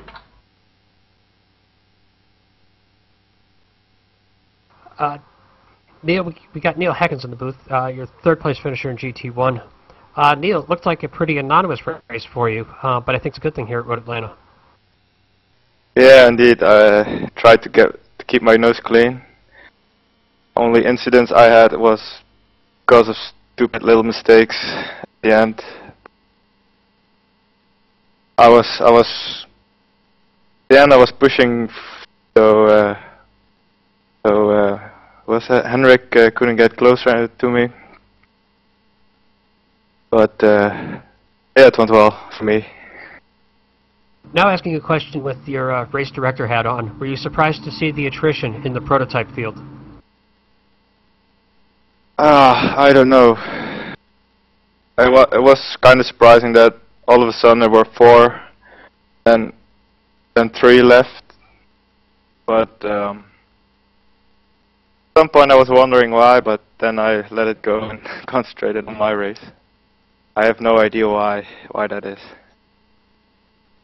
Congratulations on the third place finish, and that should put you fairly well positioned for the championship as well. Yep. And indeed, congratulations on a good season. Around the booth we have Rup Turkula, and I'm sure I've butchered the last name there, your GT2 winner. Mr. Fuel Magic, I believe we need to call you. Tell us about your race.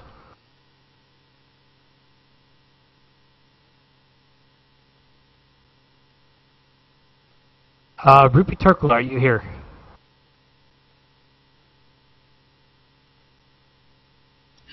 Sounds like he's suffering from the same kind of technical ailments that I do, not knowing.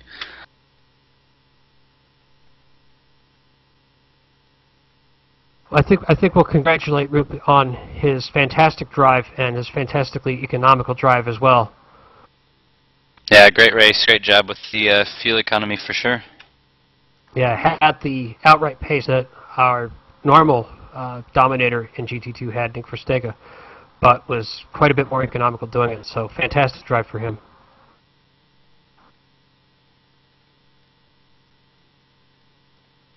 And we'll go once more to our series director, Nick Verstega. Or to Neil.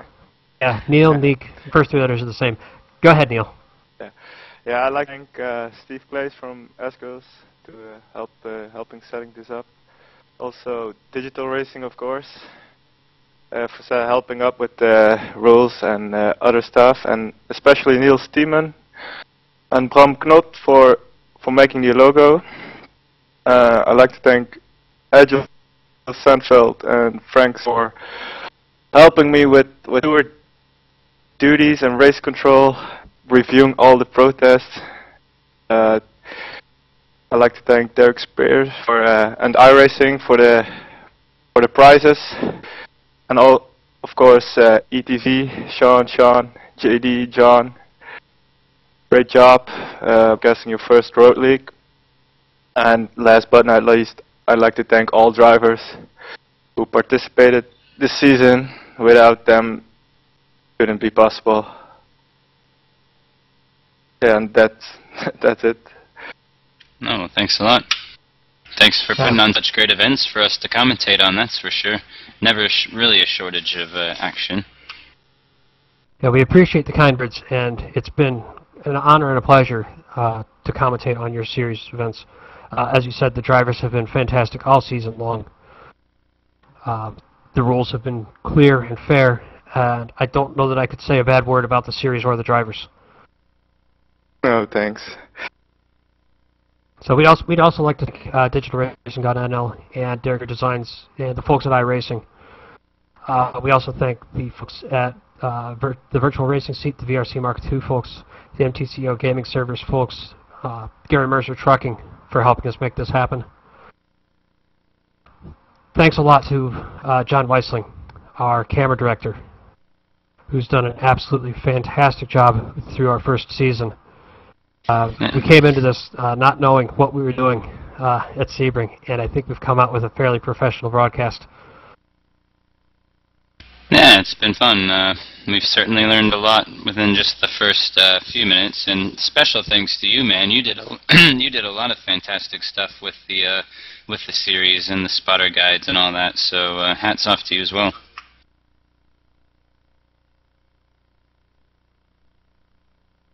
And last but certainly not least, thanks to JD Webb. JD's the one that set this all up. Gave Sean and I the opportunity to sit in the booth and call these fantastic races. Provides all of our imagery and provides our sound checks and anything else that we need to get done, JD gets done. JD, job well done.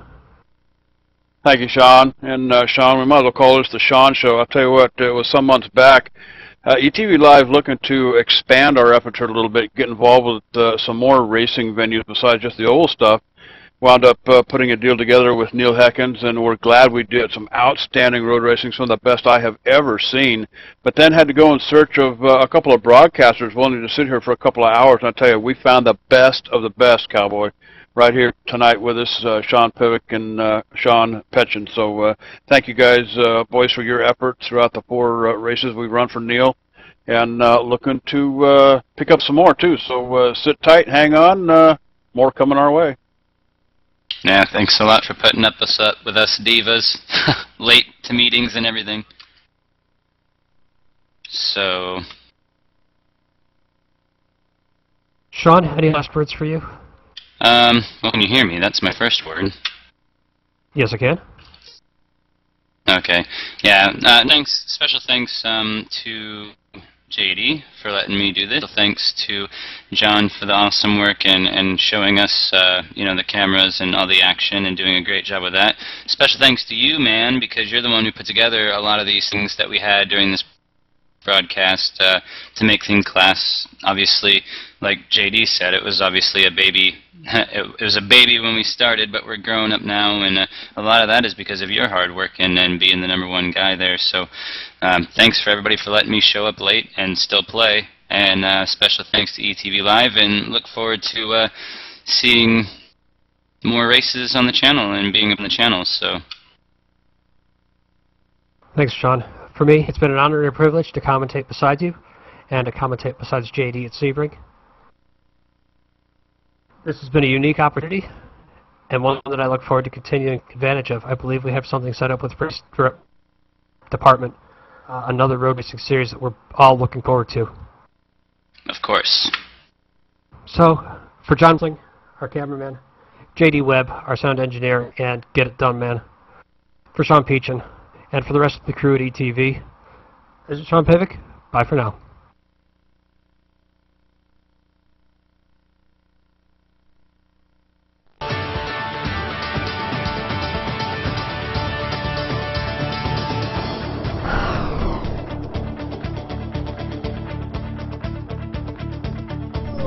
Thank you.